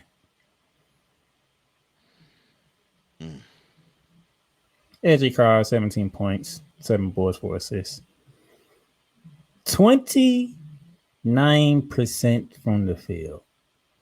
17% from 3. Locked them down, baby. They locked them down. Tennessee couldn't find a bottom of the bucket. It didn't matter if they was locked down. It didn't matter if they was open. At one point, they had 4 chances to score, and they bricked all 4 of them on one possession. I'm sorry, I did that wrong. The Houston, you held it down. I can't remember who was calling the game, but it was like there's a lid on the basket for the Volunteers. I'm like, they can't ball bucket. Jeez. They wasn't lying. There was a lid on it. And Houston was like, damn, y'all really can't make a bucket. Jeez. Because Houston gave us some open looks. Mm-hmm. Them things were not dropping. So just like Alabama, Tennessee put in work against Kentucky, and all of a sudden they come against the 1 seed in their region. And they can't, all of a sudden they can't put the ball in the basket. All of a sudden. Thank you, Tim Brandt. The iron was unkind for Tennessee and Alabama. Jeez. Well, it was unkind to Alabama too, but yes. First time since 2021, the Cougars are in the Final Four. Yes, baby. For a different outcome in 2021, because that didn't end quite well in the Final Four. They got bounced in the national final, but that's all right. We back in the Final Four. We can eradicate that, baby. And that leaves one region left, the South region, where it was the Auburn Tigers, the Michigan State Spartans, the Michigan Wolverines, and the Ole Miss Rebels. Big Ten SEC down in the ATL. La. And who came out on top on this one? The top overall seed, Auburn Tigers. How did they come over there? Well, they took care of Michigan. And then they had to go against the other Michigan team in Michigan State. So Auburn single-handedly took out the Big Ten. First against Michigan. Oh, it was a close first half. It was back and forth. And then in the second half, it was all Auburn. All Auburn. Janai Broome, who could be in line for Player of the Year. That's going to be a close vote between him and Cooper Flagg. Yeah. Yeah. It is. That's going to be a close. That's going to be a tight vote. It is. Jeez, because both them boys been putting in work. Even in the tournament, they both been putting in work.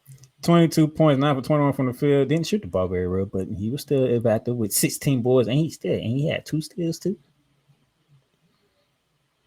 But them twin towers that Michigan had was no answer for Janai Broome. And Michigan get ousted.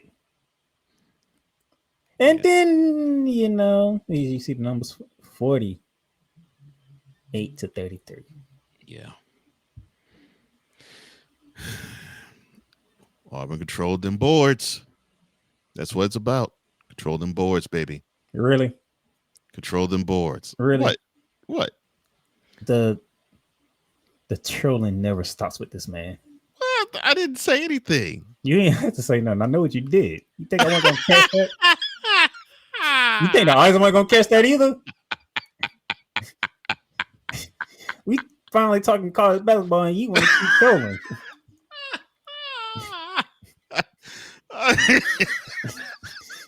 Jeez, come on, man. It's getting that ridiculous. We talking good ball here. Oh no, we are. We still are. I didn't say anything. Visual is important too, sir.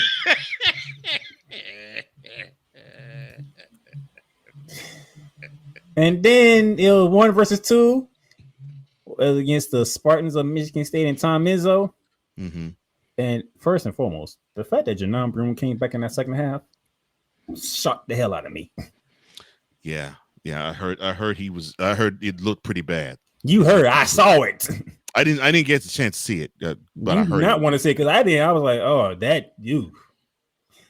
He landed, and you can tell he hyperextended his knee and his elbow at the same time. Oh man, the way his elbow bent, that did not look good. Oh man, I'm glad I didn't see it. I heard it, but I'm glad I didn't see it. Even the announcing team of Iron Eagle, Grant Hill, and Bill Robert, they didn't think he was going to be coming back. That was just, that was nasty looking.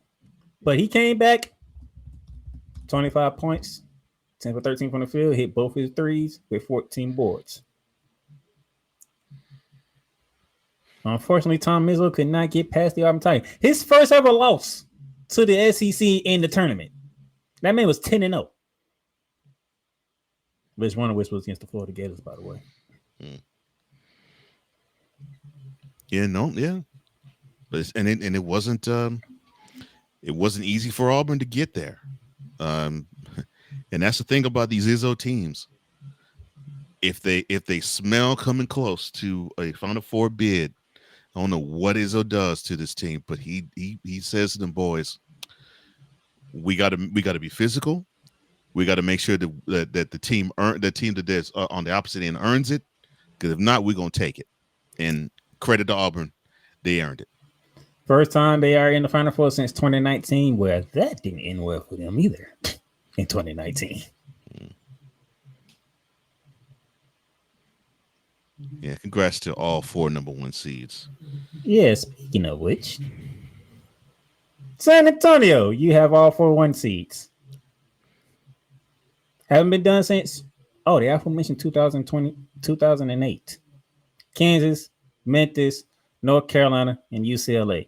Who was the stars of the team? Well, Kansas had Mario Chalmers on that team. Right. Memphis had Derrick Rose to lead that team. North Carolina had Tyler Hansborough who led that team. And UCLA had a guy by the name I think you're looking for Russell Westbrook. Russell Westbrook. This year you have Janai Broome, Cooper Flag, the 2 fighting for Player of the Year. Mm-hmm. You have they put Suzanne on here, but I think LJ Crowder is the face of Houston. Mm-hmm. I agree. And then you have arguably who has some people I call the best player of the tournament thus far, Walter Clayton Jr. Well, we'll get a chance to see if that is true Saturday. And 11.73% of people had all 4 number 1 seeds. So the reason why I put that up, so those of you idiots out there that says, it's easy to pick all 4 number 1 seeds. Well, this is the second time ever that all 4 1 seeds has made it to the Final Four. So how easy it really is it? Yeah, it happens not that often. But it's easy to pick all 4 1 seeds, though. No, it's not easy. You seen this stuff? Oh, I have. No, but it's not easy to pick it. You got it. You have to read the tea leaves, which I'll give credit to you. You read the tea leaves well. You read the tea leaves correctly. And you want to know how I was able to pick all 4 1 seeds in this one? Oh, by the way, this is the standings right here. And congratulations, sir. I told you that lead from Jordan wasn't gonna last long. Yeah, that's all right though. I stand the second best chance of winning it all, still. So I have hope. I'm like Jesse Jackson. I'm keeping hope alive. Yeah, you gotta keep hope alive. He doesn't never lose hope. Don't grin like that, man. Mm-hmm. So, yes, I picked all 4 Final Four. Yes, I got it. You know why that I did that? Because the eye test showed me these were the 4 best teams throughout the entire season, and it wasn't even close. Well, see, the thing is, and not disagreeing with you. Yes, these were the 4 best teams in college basketball this year.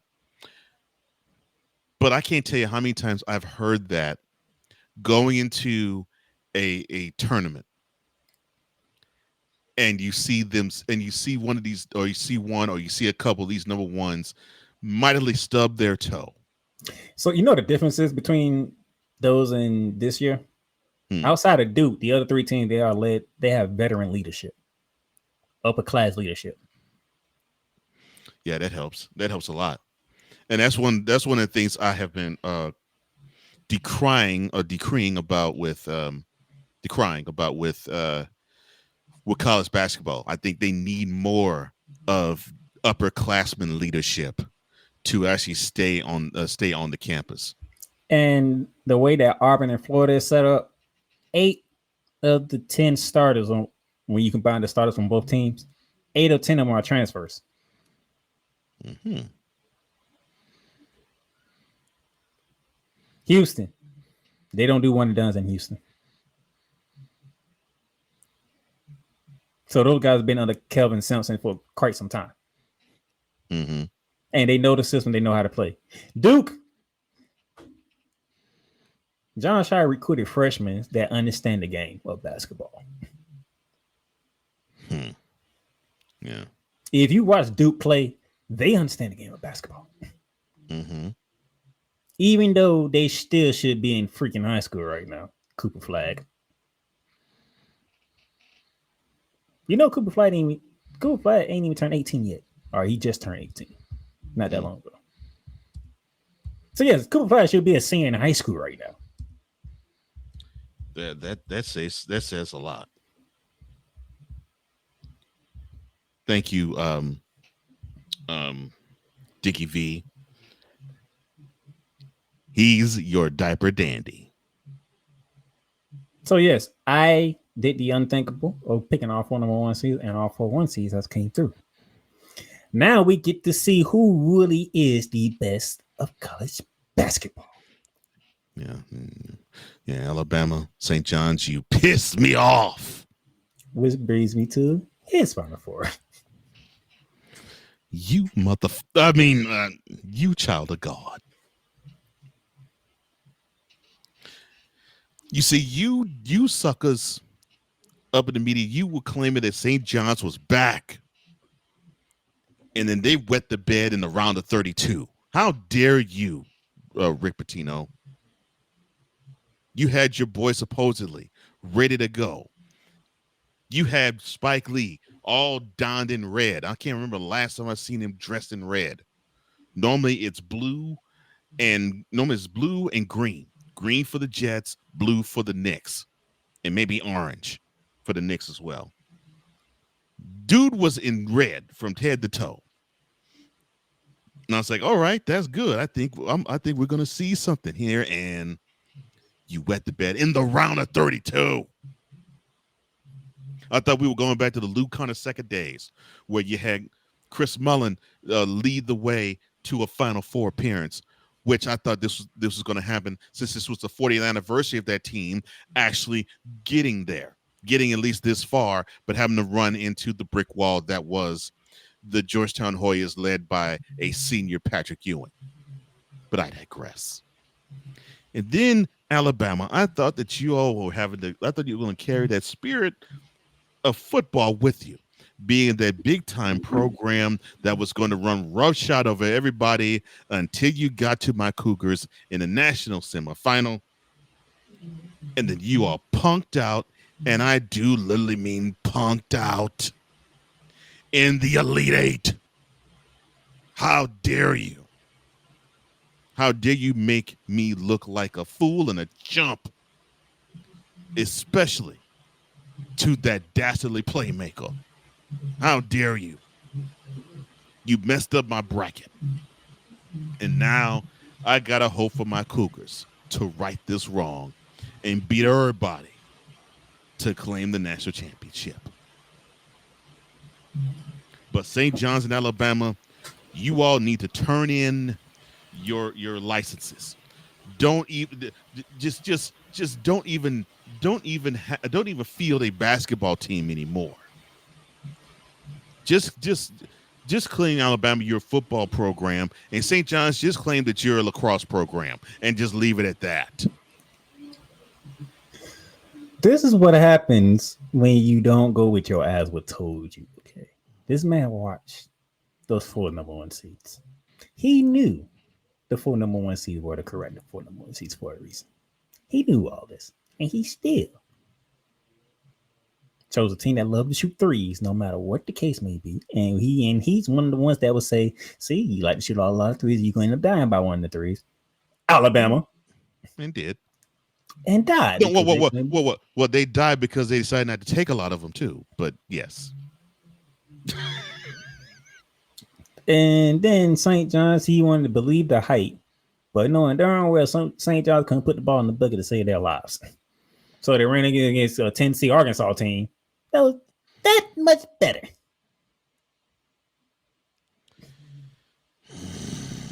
And it doesn't make it even better that you are clowning me over these choices. Knowing full the doggone well, you've explained that we haven't had 4 number 1s advance to the Final Four in 17 years. But it's also coming from a man that goes with what he knows, what he sees. You saw the 4 number 1 seed, so you knew there was a possibility. Yeah. The fact that I ain't worrying about you picking St. John's over Florida because I know you are a defensive minded guy. And that's why I lean St. John's. But you saw Duke play. What gave you an idea Alabama was going to beat Duke? All right, here's why I thought Alabama was going to beat Duke. They hung with Auburn. They hung with Florida. I didn't say they beat them. I said hung with. They hung with Florida. They hung with Auburn. And they hung with Tennessee. And I'm thinking, okay, so you got a taste of 3 of probably the top 10 programs in the country. You're battle tested. So a team like Duke, which yes, they were one of the 4 best teams in the land. All right, so you got battle tested. You even beat Auburn once. So, and Auburn was number 1 ranked. So you beat the best team in the country. You beat the number 1 ranked team in the country once. Wow, they're ranked number 1. So you have that on your resume. I figured, okay, they should be able to handle Duke. And they got handled by Duke. That's why. I thought they're battle tested, and Duke, they really weren't battle tested all that much. You must have forgot that Duke beat Auburn in the ACC SEC showdown. No, I forgot. I just dismissed. No, that's even worse. I dismissed because it's like, okay, that's their only game where I can say, well, okay, yeah, they played the best team and beat them, but that was November. You know, I'm like, show me January, show me February, show me March, and that's where I was. And then, of course, when I was like, okay, so they basically had to yawn their way through, not necessarily the regular season for the ACC, but they had to yawn their way through the conference tournament. And they stubbed their toe against North Carolina because they were a lane violation away from getting beaten. So I was like, okay, I don't think Duke. I don't think Duke's gonna have what it takes. Plus, remember Cooper Flagg went down with an injury.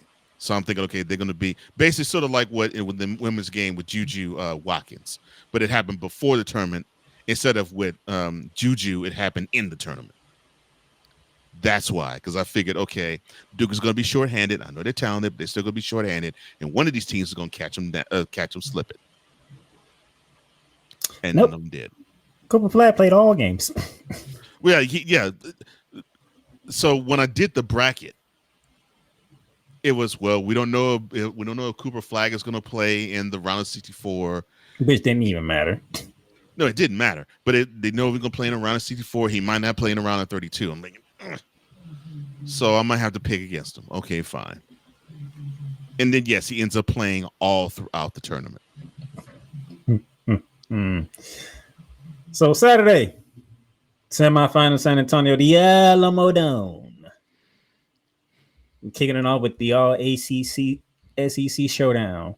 Florida versus Auburn at 6:09. And then afterwards, Houston versus Duke at 8:49. Both games are on CBS, meaning everybody can watch. Nobody should be crying that they can't watch the game unless you got to work.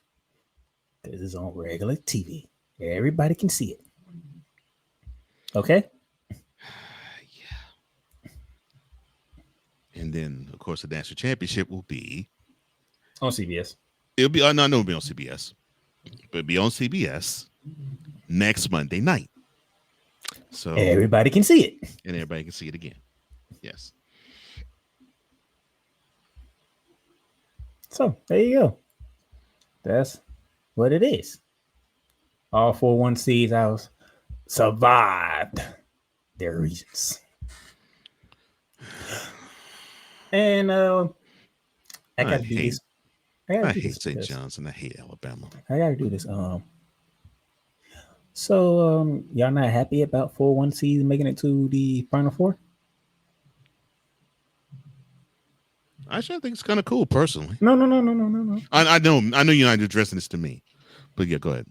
And so we not happy that 4-1 seeds, the 4 best teams throughout the entire basketball landscape, are playing each other for the Final Four and a right to be called champion. We're not happy about that. I mean, that's why they create the brackets. So this could actually be the result. But you ain't hear that from us. 2 years ago, UConn, Miami, FAU, San Diego State. 0 1 seeds. Y'all weren't happy about that either. No. Because it didn't have a blue blood and didn't have any 1 seeds. Ain't that some? FAU got taken to the woodshed by UConn. As they was going to. Like, they did every team in the tournament that year. San Diego State survived Miami. Man, that was a great game. And then That's probably UConn, one of the best national semifinal games I've ever seen. and then UConn took San Diego State to the woodshed. That was. And then everybody's up in arms like, we can't watch this. We get all the way down to the national championship. This is not championship game y'all want to give us. Well, hey, they all made it. I mean, they won their games. UConn versus who the is San Diego State, and it's a shame that when you hear people complain about this, I'm with you. It's like, what do you want? Do you want to have the big boys not be represented, or do you want the big boys to be represented? There's no similar. Do you want some big boys to be represented? Do you want all of them to be represented? Or when do you you want get none of them? Cinderellas, you get to see them get their ass kicked, and then you complain because they got their ass kicked. Is there a reason why they'll call a Cinderella? They're not supposed to be there. Yeah, because every Cinderella has midnight hit them in the game they lose. Every last one of them. I can't think of a Cinderella that fought hard and barely lost. That would be Butler. You know why? Butler had the executive vice president of the Boston Celtics as their head coach. Yeah, Brad Stevens. Look. When they got to back-to-back national championship games, but they didn't bring one of them back to Butler. One of them was lost against Duke, by the way. Yeah, I was saying one was to Duke. You had your VCUs of the world until they ran into Florida. You had your Jordan Mason of the world until they ran into Florida. You had your Florida Gulf Coast until they ran into Florida. You had Gonzaga, who basically was nothing, and then they turned themselves into a power, and you hated the fact that they became a power all throughout the while. You had your Loyola of Chicago until I forgot who they ran into.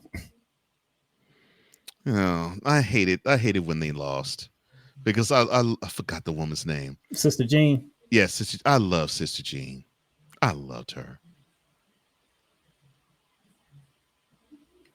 But when we had 2 years ago, y'all was mad. UConn ain't watching this. FAU, San Diego State, and Miami. I actually saw someone, and I won't say I'm boys with them, but we're respectful enough to where we can voice something, we vehemently disagree, but we're not disagreeable with each other. He actually said, I ain't gonna watch this. I was like, so you basically want to watch a blue blood fest. Like you want to see North Carolina, Duke, Kansas, UCLA, and you can name other programs that represent every single year. He said, no, I'm not saying that. Oh, yes, you are, because you're saying you ain't going to tune in because it's UConn and the other 3 schools that you could give 2 rats behinds about. That's exactly what you're saying. Then the season after that, it was the UConn Invitational. Everybody just knew it was going to be UConn. Who was going to be the other 3 participants? We're looking at one of us, the another one to see would be Purdue. And Purdue couldn't even sniff a can on the UConn in the national championship game. That's a shame. They had the person that could have helped, but unfortunately he just. I don't remember the other 2. Let me see who was the other 2 in the Final Four last year. Because I don't remember. I know it was like you said, it really didn't matter. Yeah, because it was the UConn Invitational. Mm-hmm. That was because we saw how UConn beat everybody by double digits the year before, and then when we heard UConn was going to be in the tournament, period. Forget what seed they were going to be. They're going to be in the tournament. You're like, all right, they're going to win. Oh, Alabama and NC State. And the crazy thing, NC State. They was 11th seed, wasn't they? Yeah, the only reason why they made a tournament because they ran through the ACC tournament. Mm-hmm. Yeah, surprising everybody. Mm-hmm. You had a Cinderella last year, surprisingly from a powerful conference. Mm-hmm. There was no way in the hell they should have made it, but they did. Yeah, I argued with him. I was like, dude. So you want to see programs you're familiar with versus teams that actually worked hard throughout the whole year to get to this point. Make that make sense. And here's the thing. Purdue beat NC State by 13, and UConn beat Alabama by 14. Mm-hmm. And then UConn decided to beat Purdue by 15. All by double digits. Mm-hmm. And it was a disappointment because everybody just knew it was UConn and who else was there. Mm-hmm. Now we get to 2025.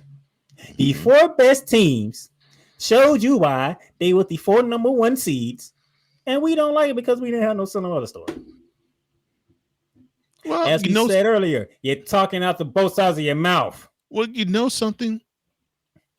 Florida to me is a Cinderella story. Because who thought they were one of the 4 best teams in the country? And I'm talking about beginning of the year. I'm not talking about at any point in the year. I'm talking about the beginning of the year. Florida started as the 21st ranked team going into the season. Yeah, so to me, I think that's a minor Cinderella. Because no one thought they was going to make it this far. And then they smacked Tennessee in the mouth when they was number 1 when they came to Gainesville. And they smacked them really hard. They beat them by 30. Mm-hmm. When the last time you saw a number 1 team get beat by 30? It's been a minute. And then they decided to go down to the jungle, Auburn, Alabama, and smack Auburn in their own building when they was the number 1 team in the country. Legit 2 wins against number 1 seat, the number 1 team. Number 1 ranked teams, yeah. Went to Alabama, beat them, smacked my Alabama in the mouth, and then people was like, you know what? This Florida team is something else. And this team is legit. Mm-hmm. And then all of a sudden, they're a 1 seed. They win the SEC tournament. They beat Alabama again. They beat Tennessee again. And they beat Auburn again. They ain't face Auburn. Oh, Auburn that's right. Auburn got knocked out by Tennessee. That's right. Auburn got knocked out by Tennessee. But Auburn. I think Auburn was ranked high before the season began, and Duke was. So Houston was too. And I'm saying Houston was ranked as high as I think 4, and ended up actually being 3. But so we pretty much figured that if all things were to be equal and everybody could be healthy, that Auburn, Duke, and Houston would be here, but no one on their bingo card, unless you are a Gator fan, thought Florida would be here. So we did get a Cinderella story. It just wasn't like a let me think. It wasn't like a Murray State. It wasn't like a George Mason. It wasn't like a Florida Atlantic or Florida International. It wasn't a McNeese State. It wasn't one of those programs that people want to disrespect and pray they get whooped by 30. And the crazy thing is, the entire College Game Day crew, Reese Davis, Jay Williams, Jay Billis, and Sel Greenberg all picked Florida. Well, you mentioned I think the reasons as to why. So they went to Tuscaloosa and beat Alabama. They went to Auburn and beat Auburn. They hosted Tennessee and spanked them by 30. And by the way, Auburn and Tennessee were ranked number 1 when Florida beat them. And then they beat Tennessee again, and then they beat Alabama again in the tournament. So I get why they all chose Florida. And the thing was, going into conference tournament, these were the 4 that were going to be the number 1 seeds. Yeah. The way everything played out, number 1 overall seed is Auburn. Your second overall team is Duke. Third is Houston, and 4 is Florida. It's Florida. Mm-hmm. And they all showed you throughout this tournament why they was chosen to be 1 seeds. Mm-hmm. And you don't like it. I do, actually, because they picked the right ones, personally. So we don't like it for Cinderellas to make a run because they're going to get their ass whipped at some point in time. Yeah, because it's boring and people won't want to watch. And I heard people say this. I'm like, why? The sport's still the same. So it's a program that you don't know or could care less about, but you won't watch it. But you want to care about a blue blood because what? You're gonna root for them to be beaten? Make that make sense. And now you have the 4 best teams, legit 4 best teams left. And we don't like it because we have no son. Do you realize you have the 4 best teams in the country? They don't like it because there's not a number 2, a number 3, or number 4, and they ran roughshod over the 2s and the 3s and the 4s. All 4 of them did. Saturday's going to be electrifying, and then the next championship game is going to be electrifying, and any combination you want to put it as. Yeah, because you got 4 great teams, really. I don't care who you're rooting for to win the national championship. You got 4 solid teams, and you said it early in the program, and I do agree with you. I agree with you then. I agree with you now. Number 5 is distant from the 4 that we have here. These were the 4 best teams in the college basketball landscape this year, bar none, no exceptions. So pick a side, because you want to see good basketball. You finna get great basketball. Florida and Auburn finna meet for the second time. Auburn gonna come out with some fire because they're gonna be hearing all about what happened in Auburn on that fateful day. Yeah, so they'll have motivation, and Florida, of course, will have motivation because they feel as though, we're within sight. We haven't raised a national championship in 19 years. We get a chance to do it again. So they'll be reminded of that. And the thing is, everybody gonna be looking at Janai Broom, how he's gonna fare against the inside of Florida with that messed up elbow he got. That is going to be a good question because that elbow is going to get tested. It's going to get tested, as it should. And you notice he couldn't move that arm in the second half. Yeah, it's going to get tested, and it should get tested. If he's going to play, it's going to get tested. And Florida's physical. That's what I'm saying. It's going to get tested, and it should get tested. Because if you have any physical assault and you can sniff blood on somebody, you should attack physically. Yes. Period. So that's something to look at. How's Janai Broom going to fare with that elbow against this size of Florida? And, Alex Condon. And you need to have Thomas Houck, Micah Handlock. You need to have that size to counteract what Florida can bring. Yeah, remember, Florida can rotate 4 guys in and out. Yeah.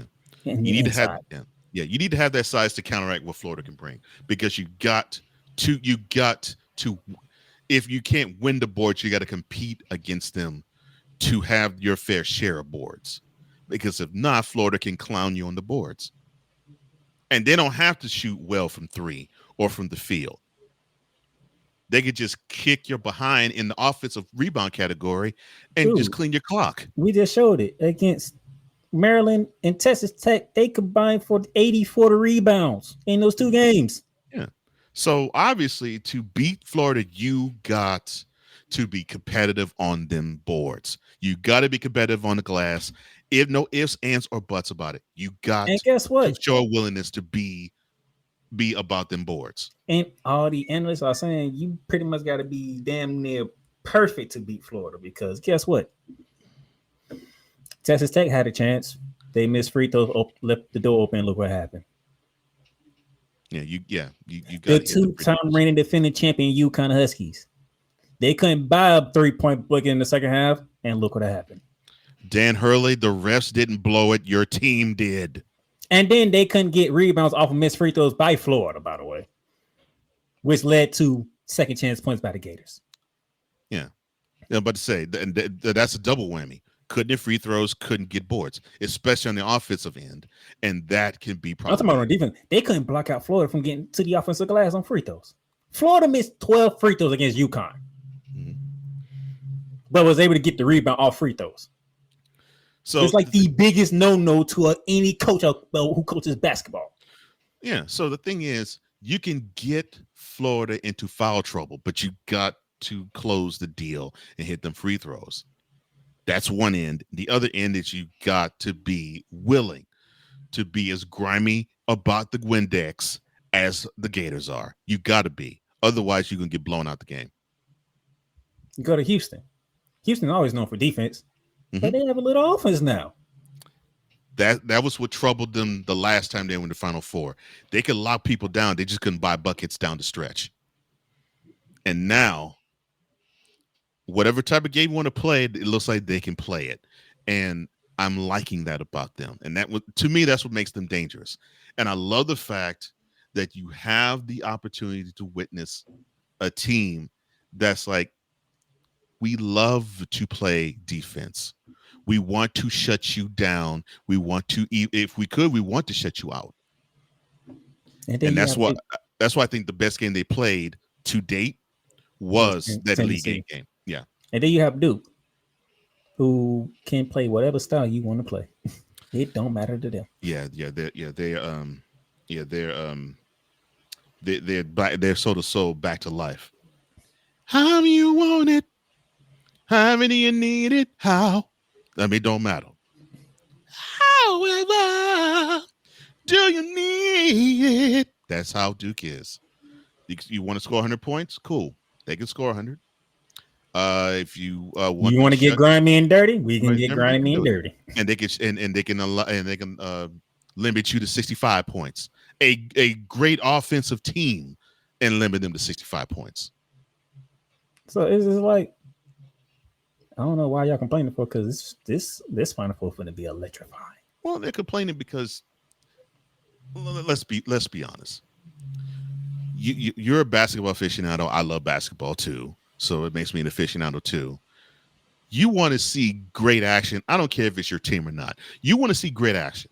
You want to see a game where two teams have to fight hard and compete against one another, and to show us, okay, we know we need to raise our level of play because the level is great, and we're going to demonstrate why we are great. And when you see that, it hypes you up as a basketball fan because you know you're going to see some greatness. And people could be all in their feelings about, well, my team didn't make it, or we don't have a 2 or a 3 or a 4 seed or a 5 seed represented here. How is it that the number 1 seeds have to find their way? Bump that. The 4 best teams are here. The 4 best teams are in San Antonio. The 4 best teams will play April 5th and 7th. You know, the funny thing is, if there was a football one, nobody could be complaining. No, because they complained about the top 4 seeds in football this past December and January being bounced. And that it was the 5, the 6, the 7, and the 8 seed remaining. You and I didn't give 2 craps about it because the 4 best teams advanced. Ohio State was on a mission. What you want me to tell you? And I was about to say, in Ohio State, who was ranked 8th, after that L they took at home against Michigan, they were like, okay, well, that's the last L we're taking this year because we're going to dominate everybody, and they did. And what else can you say except congratulations, Ryan Day. You got your boys ready, and you went all the way to the national championship and smashed everybody on the way en route to it. That's what we're going to be saying about one of these 4 teams come April the 7th. Congrats. You're the best. You ran roughshod over everybody. You earned this chip. Now enjoy the fruits. And y'all get ready to enjoy Saturday. Me and him will be back Monday to preview the national championship. Mm-hmm. I'll be back Wednesday to talk to the ladies, because the ladies, they close out their route to the Final Four tonight. Ladies, don't disappoint me, USC. That's his only hope on the ladies side at this point in time. That's not my only hope. Yeah, it is. No, it ain't. They ain't my only hope. I had South Carolina get to win it all. I'm saying, if you can't get to the Final Four, good luck. Yeah, I got 2 teams in. I got Texas should take it. I got 2 teams in. I know you do too. And I think both of us have Texas over TCU. Yep. So it's down to USC and UConn. And if USC could take care of business, it'll build my brother out. Because he's really mad about the men's bracket right now. That the fact that I just scored the entire Final Four, and you scored the title Final Four, and on this program you clowned me on mine. So UConn knocked this man out. UConn, I picked UConn. I'm sorry. USC knocked this man out. I don't like their chances without Juju now. I don't like it as much with Juju. I do still like the chances. I don't like them as much with Juju. But USC knocked this man out and have me have all 4 of my teams, which is the funny thing. On the ladies' side, I actually decided to use my brain and picked all 4 number 1 seeds. I didn't. I picked 3, and I went with UConn. I was like, nope, that team is too damn dangerous. I'm not finna go against Gino Auriemma this time. Nope, not doing it. Can't do it. Sorry. I love Gino. His time's up. And with that being said, I'll catch y'all later. I'm late for another show. Oh, Saturday. You've done good. You've done great. But you can't stop here. You can't stop now. You gotta keep going. Through all your trials and your tribulations, you gotta keep pushing. Now, finish your canvas. Yeah, gotta get it out the mud, that's the only way to win. Who am I to point the finger like I never ever seen? Been through the ups and downs like the letter N. They don't let you through the door, better kick that again. Cause that's the only way to win. That's the only way to go. Gotta get it out the mud. Gotta get it out the flow. Cause that's the only way to go. Let's go. Thank you for tuning in to today's episode. If you want to follow the podcast, you can follow it on all streaming platforms, including Apple Podcasts, Google Podcasts, Spotify, Stitcher, and a whole lot more. This has been Shooting the Lights Out. Masterpiece.